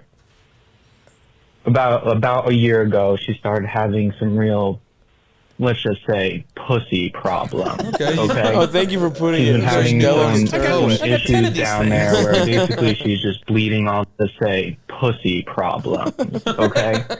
She's been having some issues down there where basically she's just bleeding all the time. It's just like this brown, cakey substance. Don't want to get into too much detail here, but don't go into too much detail. Nothing normal, nothing comfortable, nothing good. And it's really impacted our sex life. Yeah, she, is very understandably self-conscious about it. And it's gotten to the point where even if she's not bleeding like that, I think she's just so upset and embarrassed that it makes her really anxious, and she tenses up, and the sex can be painful for her at times too. So it's just this whole big mess. We really don't have sex much at all. There's very little sexuality even. We barely even make out or kiss because I feel like it's just really impacted her drive to do something like that. She's working on getting it fixed, going to the doctor and everything, but I mean, I guess something like this might take some time. There's no real clear end in sight, but basically, my question to you that I really need advice on here is I love this girl so much. Like, I really love her. I could always picture, like, a full life with her, but, like, I'm 26, man, and, like, I gotta be catching, like, there's a whole slew of hoes out there that, you know, I could be having fun with, and, like, this is the time to be doing it in my life. And, like, I love this girl, but, like, I'm tired of, sneaking out late at night to just, like, jerk one real quick because I'm horny as shit and I'm not going to get it from her, you know? Like, I'm tired of that. So, like, what do? I want to have sex, but... And no option for an open relationship. That would absolutely never fly. So, but like I love her so much. So please, Stavvy, help me, bro. It doesn't sound like you love her that much. No, it really doesn't. And by the way, it's like she has a medical issue. Right. Like if she had leukemia, would you be like, oh, this bitch won't let me fuck, and it's gonna take a while to get this figured out? Like, yeah, she's got a fucking health problem, dude. It happens to be with her pussy, but it's like she's got to get it fixed. You don't love her that much. No. Like, if this is that, like, she's going through something, you should be supportive. And, like, you know, when this clears up, because it's a health problem just like anything else, it'll clear up. Sure, maybe you have to beat off a little bit for a year. But it's like, if you really loved her the way you did, you say you do anyway, I'm not saying it wouldn't be a sacrifice, but that, you know, shit happens, bro. People deal with stuff. This is her thing. I mean... Yeah, at first I was gonna defer to you guys because I thought it was just a general long-term relationship. We're not having sex as much question, but this to me seems even more clear cut. Of like, she has a medical issue, she has a health problem. Also, he gave her. Yeah. Like, I would resent you too if you wrecked my pussy forever. Yeah. I mean, I don't. I'm curious about the. Yes, you are. Shut up. What do you say? How big that he has to his dick sneak is? out late at night to jerk one. Why is he going on the porch? She doesn't want him to jack, even though she's dealing with like that. It makes me wonder what. I think it's just a little. Here's another thing that I think is that I think it's like. It's become like an anxious topic in the household. Right. Like first of all, this is how he's talking openly to us about it. Imagine his vibes. Imagine where he's like, they're watching a movie where two people are fucking. He's just probably like, must be nice. Like I remember those days. Yeah, like he's like, I can only imagine. Yeah, he's like, I guarantee you, he's not being subtle or coy about any of these, like, about how not happy he is. A lot of hoes out there. You know? She's like crying in the shower. He's like, "Are you done?" Yeah. I gotta get to Arby's. I'm working a double. Yeah. So, like, dude, here's the real fix. If you actually love this girl the way you think you claim you do, you want a life with her. You've been together 4 years. Didn't he say 4 years? Yeah. That's not a short amount of time. I mean, also, especially 22 to 26. 4 years. The one thing I would say that is a little bit of a, like, gets my antenna up is like 22 to 26. This guy also might be using this as an excuse to get out of a relationship he started when he was a child, basically. How much and doesn't want to be in, you know. Like, how much did he date before they got together? Right. Was he able to go through this slew of hoes? Right. Which probably not, right? Like, he probably, that he, in prime, I feel like 22 to 26 is kind of prime, like, go crazy years. Yeah. Where you kind of, and then you kind of settle down, whatever. Yeah. And so, look, you have to be honest here. Stop talking about how much you love her. You don't that much, right? Like, you also don't know what love is. You're 26. Right. Your brain is kind of developed. So, 26. If you really want to make this work for real, then you also have to start being completely open and honest about this. It feels like there's a lot of, like, nebulous anxiety around this topic, and I think you just have to sit her down and be honest and be like, hey, you know, be honest about yourself, where you're like, obviously, I'm really attracted to you. I miss having sex with you. I miss, like, our love life's taking a hit, but there's a medical issue. I'm here for you. You don't have to be weird or anxious around me. If I try and initiate sex and you turn me down, I'm not gonna take it personally. Like, you gotta have to make her feel comfortable. Yeah, feel loved. To feel loved, because it's like, here's the other thing is, like, it's not like you guys couldn't fool around a little, or like you're saying, like, the red flag to me is, like, there's not a lot of, like, sexuality. They're not kissing. They're not doing anything. There's no, like, physical intimacy. Like, for a little while, you can figure it out. Like for a year, you're just getting you're getting jerked off a little bit. You know what I mean? How are you initiating sex? Totally. Like our mouth doesn't have blood and cake coming out of it. Yeah, 100%. And so I just think like that is the issue here is like your vibes are as poisonous as her pussy. And you can fix those really fast. A doctor doesn't need to fucking figure out what antibiotics to give your vibes. So you got to fix your vibes if you're really in this. And if you're not and you're using this, like your whole preamble, I didn't believe anything he was saying until he talked about how much he wanted pussy from other girls. Correct. And by the way, like this is not, if you actually love your girl and you're like it's not, other hoes wouldn't come up. No. You would just say, I miss fucking and it's driving me crazy. But I want to be with her so bad. Exactly. Yeah. You said you want to fuck other women. I don't think you want to be in this personally. No. And you have to be honest with yourself. Are you willing to make, in when relationships get serious, do you make sacrifices for your partner? They deal with health problems. They also might deal with stress. I bet in med school you weren't getting pussy because she was just fucking really studying, or they have family issues, or just shit fucks people up where they're not. Your love life will take a hit for long stretches in a long-term relationship.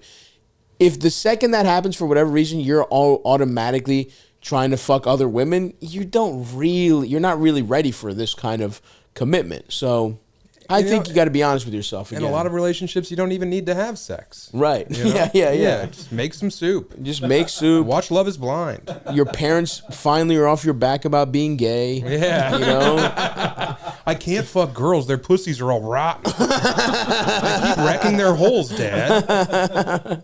But anyway, yeah, that's my read on the situation. That's my advice to you, buddy. Also, if you have pussy wrecking pipe, you're gonna be fine out there, buddy. Yeah, that's what he wants. I think it's a bacteria. He wants to share his dick with the world. Yeah. I don't think Greek yogurt's the solution to this one. We could, I don't know. A lot of healthy stuff in your gut biome. Why not your pussy biome too? Yeah. Throw a couple spoonfuls of Faye in her pussy. That's foreplay. Hi, Stavvy, eldest, and esteemed guest. Stavvy, I first discovered you as a guest on your mom's house, and now I'm a really big fan of not only your comedy, but your advice and how you're both hilarious, but still empathetic at the same time. Stop blushing. So what I need your help with is, I'm happily in a relationship of 3 years with my boyfriend. I'm currently making, I guess, roughly twice his salary, but I'm only paying for 50% of the expenses. We don't live together, but what I mean by expenses is eating out, dates, etc. I feel like if the roles were reversed, the man would be paying more since he's earning more. Gal. So I feel like in this case, I should be paying more, but I don't want to make him feel emasculated or hurt his confidence or anything like that. We're both not crazy spenders, so maybe I'm overthinking it, but how can I bring this up to him, or should I just leave it alone and trust that he'll bring it up with me? Thank you. This is the relationship I'd like to be in. Yeah. This girl's proactively thinking of these needs. Mm-hmm. And she's she really is fast forward to our last two calls about what kind of partner these people are, and it's it's night and day. She's considerate. She's worried about hurting his feelings while also being very practical about it. Yeah. Your heart's in the right place. Look, I wouldn't give a fuck, but I'm not. but I think the fact she's already going 50-50 is kind of not a lot of times I feel like it is men definitely pay a little more even if there's a money imbalance. Oh, 100%. You guys are already going 50-50. Right. He hasn't brought it up. He's not a complete idiot. Yeah. He's nailing it. Cool.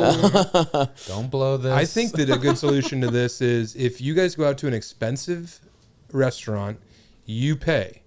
But the next time you guys go out for kebabs or whatever, be like, hey, I got dinner last night. Why don't you get this? So that you're still... you run the risk of patronizing him that way, though. You know what I mean? He knows the fucking deal. You think he knows? Okay. He knows the rules of the game. Get a little win. Yeah.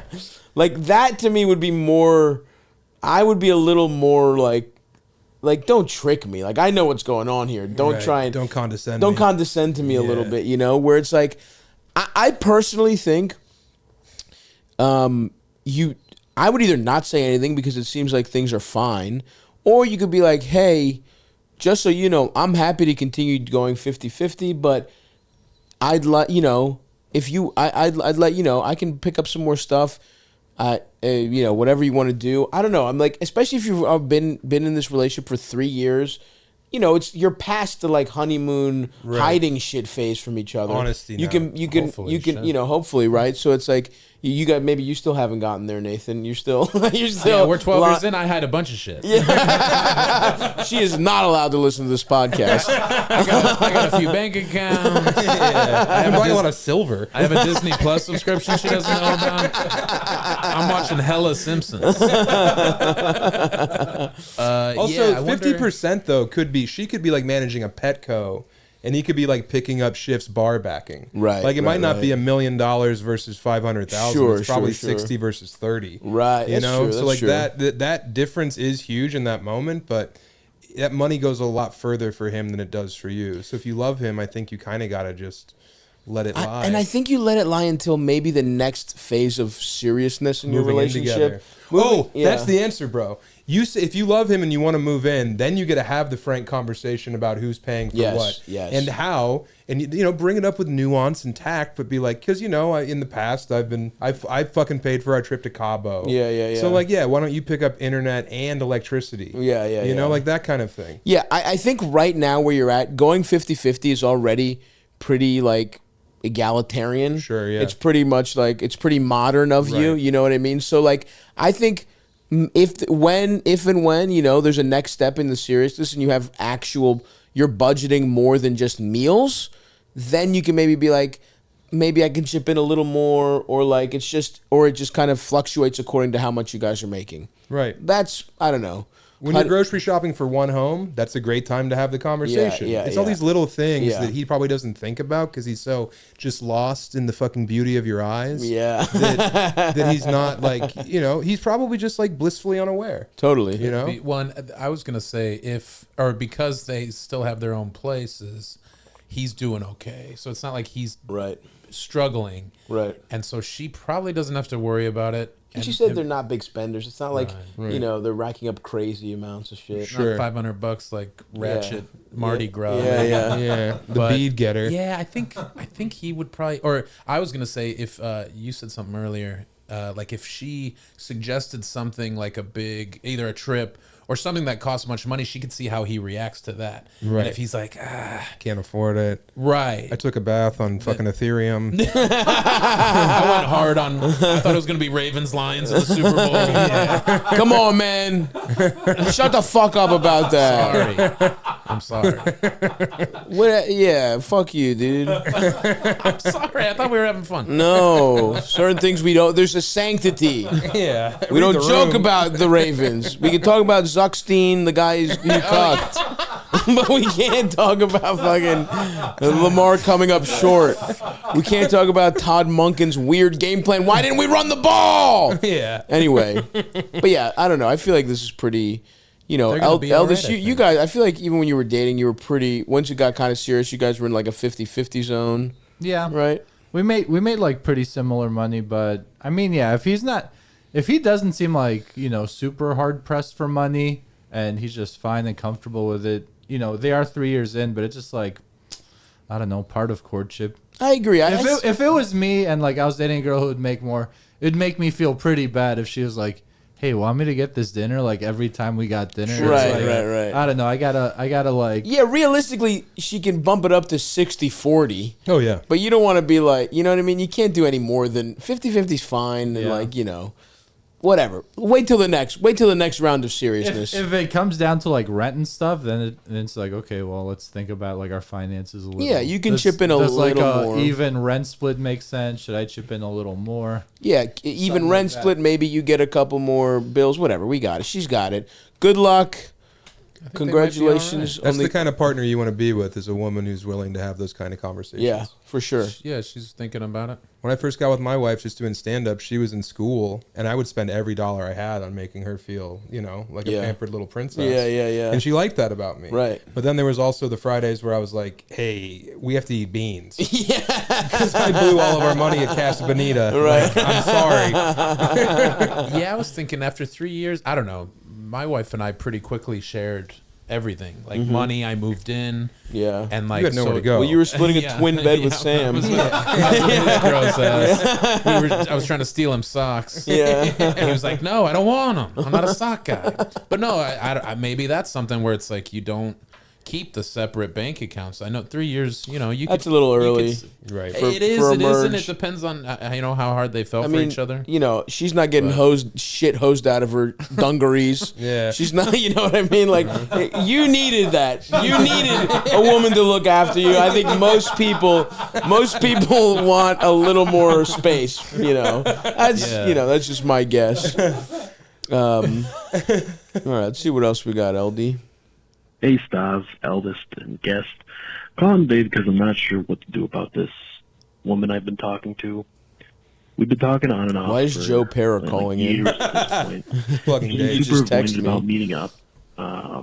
We met up one time. Calling today because I'm not sure what to do about this woman I've been talking to. We've been talking on and off for years at this point. She's been super avoidant about meeting up. For years? We met up one time. Total babe, not a catfish, etc.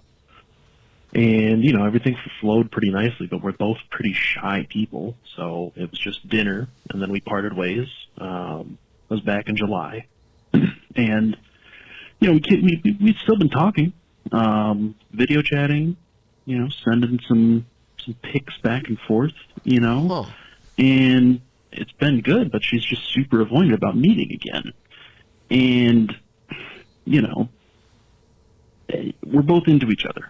You're into her. She is a smoke show. 10 out of 10. Pretty thin, big cans. Nice. All right.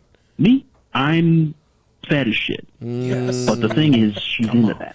She's into that. She's dated some guys that are pretty big, but, not as big as I am, but she tells me that she's very, very into this. Very into me. Oh, man, pause this. The fact that she's telling her that is like, come on, you'd really fuck a guy like me? And she's like, yeah, I like fat guys. Like, the fact she had to tell him is not a good sign. No. The lady does protest too much. But keep going. I'm still out of sorts with this call. What I need to know is, what can I do? Like, how do I reel it in?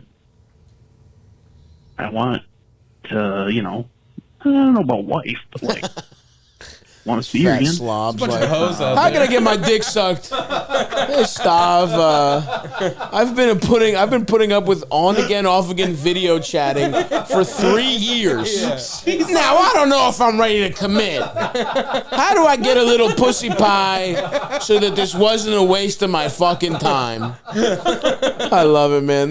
Salute. I'm with you. I'm yelling at him because I hear myself. Yeah, that's really what it is. I'm mad at myself. As you do. Yeah, but not to finish the call, Elders. For context, I'm 5'11", about 400 pounds. Respect. Fat as shit, but she's into that. Love or that. so she claims. Stav, I need your help, man. I know you've pulled some excellent women. We do have a nice group what can I of do? well. Here, please help me. 3 fat men that have fucked hot women. Yeah. The producer's chair's a little spotty on his resume. Maybe a little more of the getting blown outdoors. A little more of that style of lady in the wind. No, Eldest has bedded some beautiful women, but there have been a couple other ones in the process. There was a tough first year or 2 or 3. He was just trying to get his footing in New York City, man. Your rogues gallery. There's a couple penguins, some clay faces. Oh, yeah. Heavy on the penguins. Let's just say if you were facing Eldest's roster the first year, He was in Brooklyn. If you had to go against them, they'd be a pretty formidable defensive line. Physical, they'd be pretty, physical they'd play, be pretty tough to block. Right. They're running a 3-4. Stepping on hands when they're getting up. Not a lot of speed rushers coming off the edge. A lot of run stuffers. A lot of Vince Wilforks in the mix. Anyway, okay, go ahead. I wondered how big he was. Yeah. And so he laid it out for him That's to be that pretty big, fucking fat. I mean, I'm big. fat as shit. Yeah, we haven't sniffed 400. Yeah. 5'11". Maybe she found her like fat threshold. She's like, I like guys in the 250 to 250. What is this guy, a waif? Yeah. 250. What are we talking? Timothy Chalamet? like guys in the up to 315 range. 320, 325. I like to make the guys get in a hot tub and measure the amount of water that came out. Okay, so there's a lot of weird shit going on here. Mm-hmm. They've been on again. They've been talking for a while, on again, off again, he says. Right? They met up one time. Mm-hmm. He said for years at this point. Right. Yeah. They're video chatting. They're whatever. And let's say she's into fat guys, whatever. God bless her. And respect, absolutely. I mean, she is, huh? Maybe I ought to talk to her for you. You send me your info. Maybe I can put in a good word for you, Chief. Video chat, one-on-one. Yeah. You and her, and then you report Private server. Yeah. It'll be like Mad Men, where after therapy they called the husbands to tell them how what the wives said. But it'll be me just kind of warming her pussy up for you. Priming the pump. Yeah. Let's work our way up to 400. Let's get her a nice 320. Okay, so I think I know what it is, man. Go ahead. What do you think? I think that he is constantly available to her. Whenever she texts, he answers right away. Whenever she calls, he's right there for her. So she's probably out living this big wild life, getting it in. But then getting slammed by defensive tackle after defensive tackle. I think that when she needs to feel pretty or like she matters, she calls him up and he's right there. Yeah, and for you keep saying like we're both into each other. We don't, from where I'm standing, I don't know that about her and you. No. I know that you are, right? And I also, there's a hint of, and look, we've all, this whole panel has been where you are about being, you're a little insecure, about being too fat for the hot girl. Tale as old as time. We've, we've gotten through it. We've persevered, but it's affected all of our lives in the past. And so I really think Sam, we've got similar reads on the situation where I don't know how available you are, buddy, but like I think you need to kind of set a very clear line in the sand here and be like, you need to ask her out. You need to be like, let's meet up. I'd love to take you out again. This is fun. Video chatting's fun, but I'd like to take you out on a couple more dates and see if there's something real, in person here. And if she says no, you have to accept that. Yeah. And you cannot go back.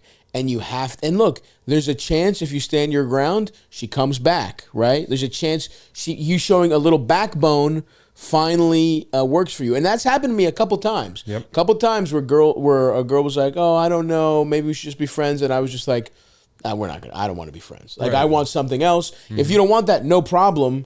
And I meant it. And I really did. And it was tough, but it's tough for like a week or whatever. But it's like, I ended up dating one of those girls, and I ended up, that happened a couple times. And listen, a couple more times it did not go my way, and that hurts. Right. But you win some, you lose some, brother. That's fat guy fucking a hot girl roulette. If you're batting 40%, that's nice. You're Ted Williams, bro. You're in the Hall of Fame.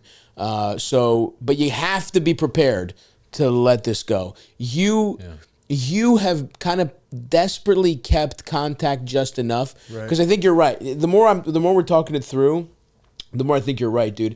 It's not only that he's available, but it's like she won't meet up with him, but he's like, oh, okay, how about we FaceTime? Right, yeah. And you know what I mean? Like, he's kind of keeping it alive, and you can't do that. You have to see what you actually have here and see if she really is into you. And I think you're scared, as many fat guys talking to hot women are, of losing her completely, but I got bad news. You don't got her right now. Right. No. What you have now is more torturous than a firm no and moving forward. You can't reel her in because she's not on the hook. Yeah. You're standing by the pond. Totally. But that's all you got. Sometimes her tail flaps out of the pond. You see it for a second. And then she goes back into the fucking water. Sometimes when you FaceTime her by the pond, one of her boobs slips out of her tank top. And that keeps you alive. Yeah. That keeps you from family annihilating. And you keep thinking about putting your cock in her fish pussy or whatever. You know, we're sort of losing the metaphor under the sea. Yeah. You're Sebastian. She's Ariel. You're fucked. I'm sorry, bro. So yeah, dude, but you just have to ask her out, firm whatever, and be firm about it too, and be like, hey, what are we doing here? I'd love to take you out in person. I can't really keep doing this kind of on again, off again thing. I want to see if there's something here. Right. Probably didn't help that you ate the tablecloth when you guys did go to dinner. You want to stop doing that. Yeah, the chair broke in half. Yeah. I'm curious if they're in the same city, and because if she's not meeting up and they're in the same city, no, you're right. There's not. We can give it. She's not looking for much. That's a great point. I sort of assume they're maybe they're in the same metro area, and it might be a little annoying to meet up. That's my assumption. She's in Denton, he's in Dallas, type of thing. Right. But if you're in the same city, you're FaceTiming, and you're not meeting up, that's already a sign. So you just have to get your nuts as fat as your gut, and fucking plump them up, and just fucking actually stand up for yourself, brother. You've got nothing to lose. Nothing to lose. You're a stranger in a strange land. Leave it all on the field, dude. Yes, leave it all on the field, and we believe in you. And if it's not her, there'll be another one, my brother. We're rooting for you, dude. We are rooting he's for you. 5'11", 400, not 5'4", 400. Yeah. There's hope. Yeah, he's not literally the penguin from from the second Batman. He doesn't get around town by rolling like a hedgehog. Or a critter. He's not a little critter. He's not a critter. All right, good luck, brother. Keep it. Honestly, update us. Hey, Stavvy and Elvis and guest. I am a Baltimore County sellout like Elvis, and actually also a Carver Center alumni. And I'm just calling because I need some advice on getting over a hot, sexy, big, fat Greek man like yourself, Stav. Not gonna happen, sweetheart. You're ruined for life. Kind of a fucked up story. Waterhole's been poisoned. But we're all fucked, and I think everyone calling the podcast probably has something going on. But I was best friends with this girl, and she was dating this guy, big, hot Greek man. And they approached me for a threesome, and then it started getting really serious. And the guy and me ended up having sex before we even had a threesome.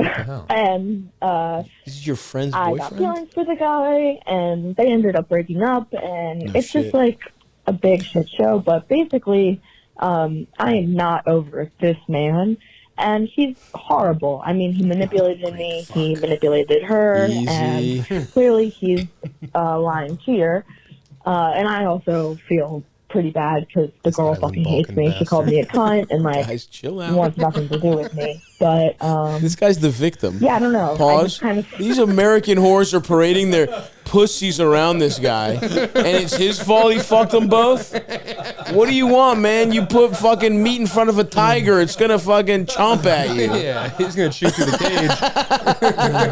cage. You can't wag your stinky pussy around the big fat Greek guy and not expect him to fuck. Not expect him to fucking suck on your clit like it's a dolma. All right, sorry. So go back a little bit. Let's give her a little. Clearly he's a lying cheater. And I also feel pretty bad because the girl fucking hates me. She called me a cunt and wants nothing to do with me. Fair. But, the shoe fits. Yeah, I don't know. I just kind of felt like he was perfect for me.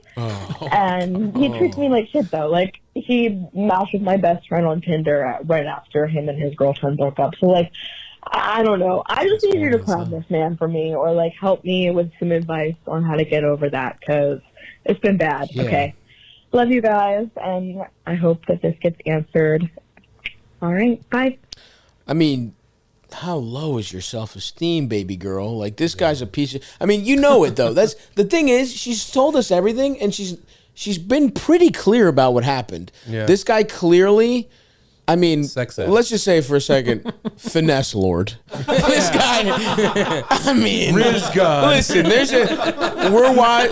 It's like up to the Kumpo type numbers. It's like, it is like a little bit of like, yes, he's the villain in her story, but in his story, he's like the hero that saves the village. There's you know what I mean? There's a mural in that village. Yeah. There is a little bit of that where it's like, and anyway, but like, he definitely, you're right. He manipulated both of you. The like approached you for a threesome. Also, it's kind of crazy he didn't just have the threesome. Yeah. His biggest tactical error was not just having the threesome, and then of course it was going to fall apart from there. But he clearly talked his girl at the time into that. She didn't want to do it. But then you did fuck. Like, let's also be honest.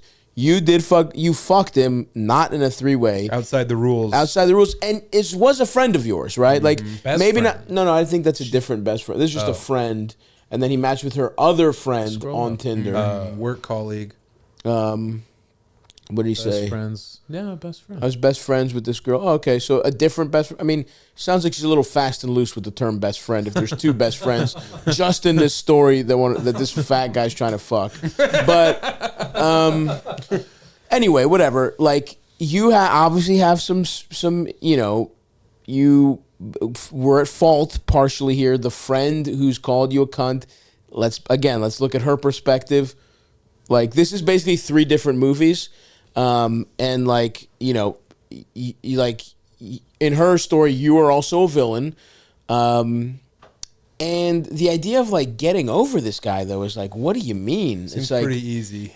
If you're having trouble getting over him, you have deep-rooted shit you need to take care of. You need to, like, this is, we're a pro-therapy show here, and I always think it's important to go into therapy, not generally, but to work on specific things that you want to figure out, like whether it's family stuff, whether it's, people pleasing, whatever. And for you, it's like, it is relationships. I mean, you could go in with this guy and talk about what is it about a person like this who manipulated me, who turned me against my friend, who probably on some level that was part of the attraction, like you probably, there was something hot and weird and psychosexual about it that you maybe are ashamed of, but you still can't get over.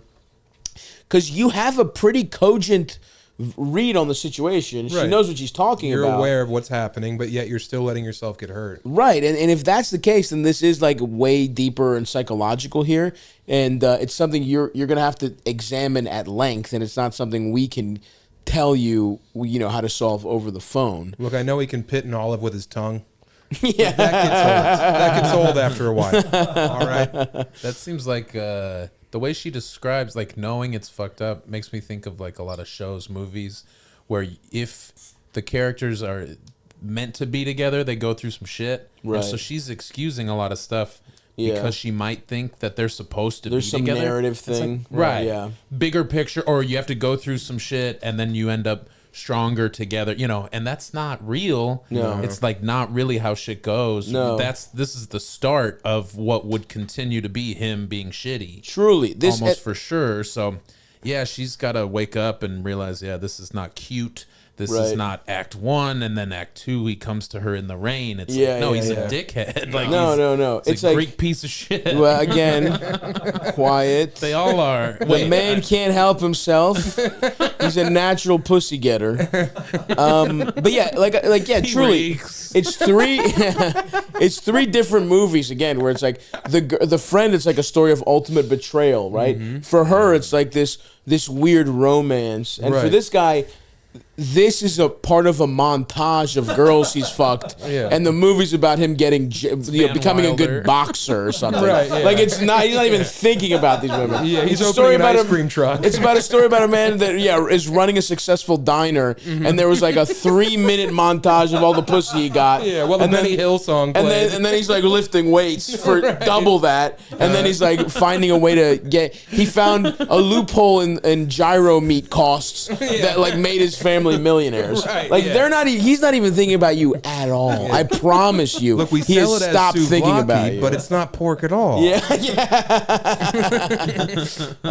So yeah, you got to go to therapy about this. If I had to guess, you got some fucked up family, dad stuff. I mean, this is super, armchair quarterback psychotherapy right now, and it's kind of hack, but it is. I do find a lot of this stuff is kind of 85% of the way there, but I don't know that.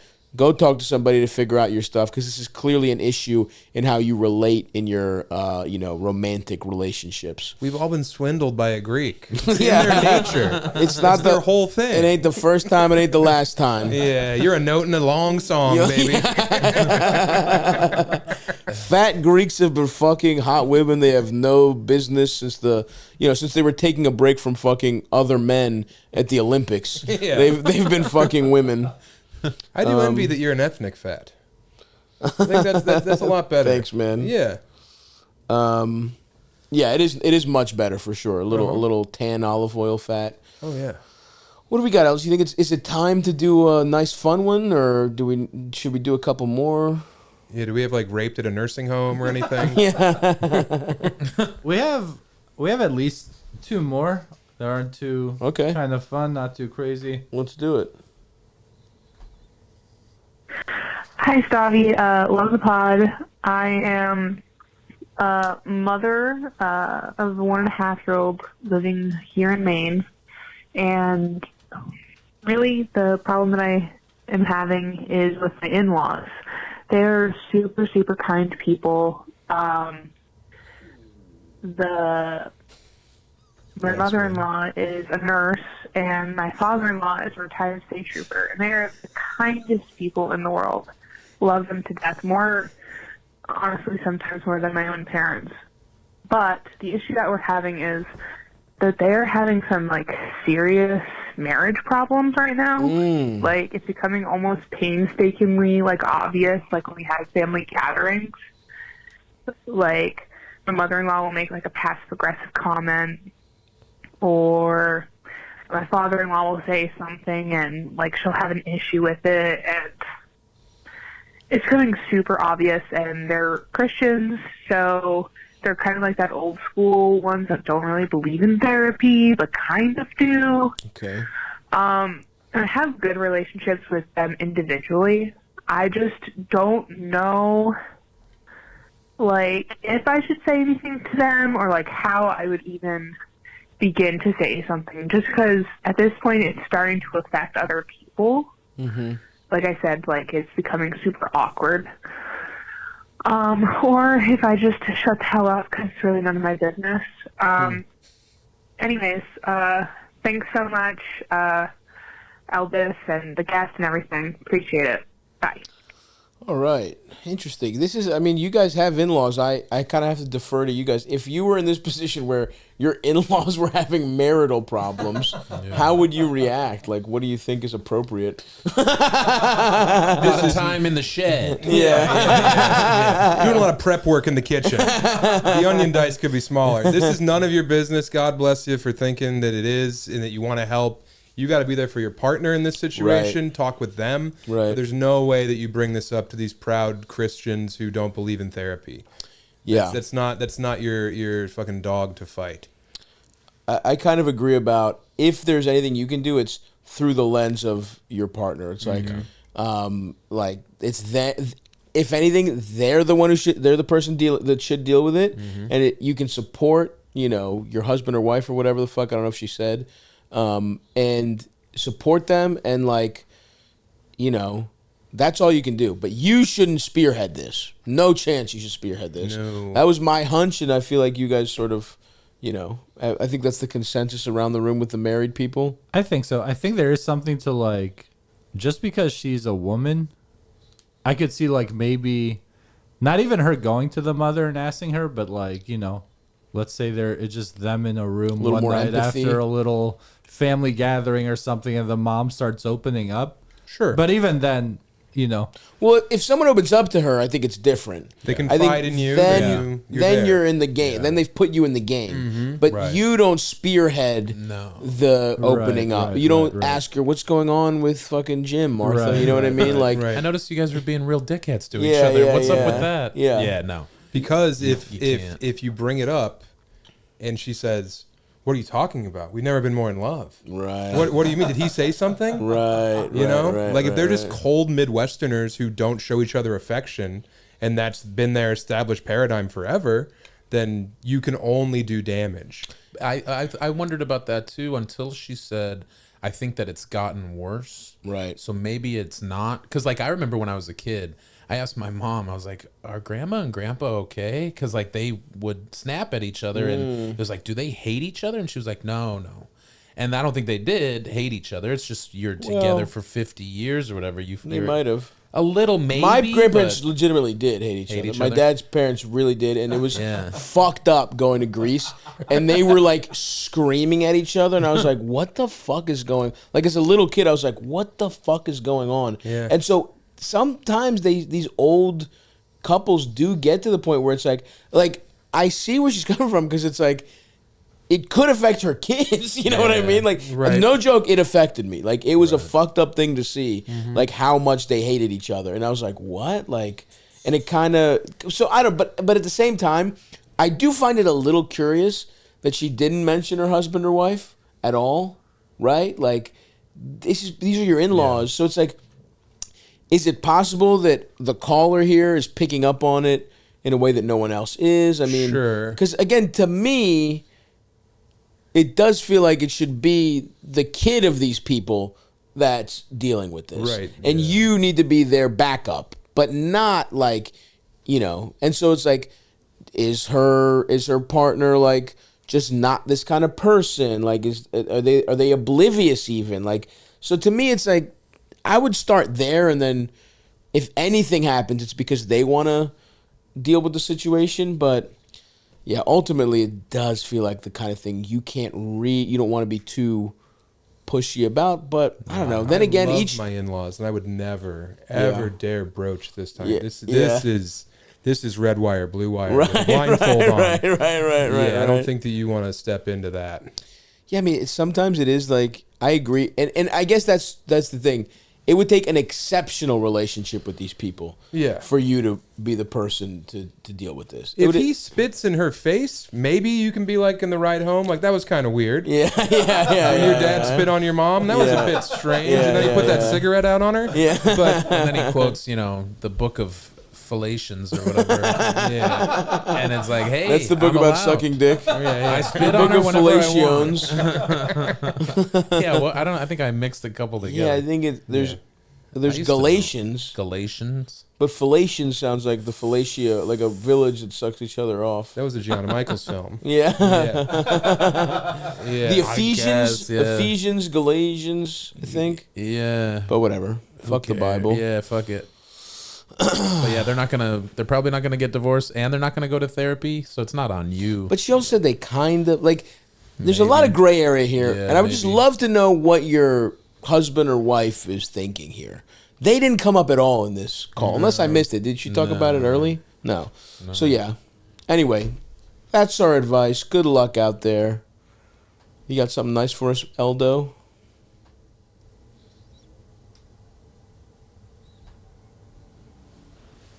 Hey, Stav, eldest guest.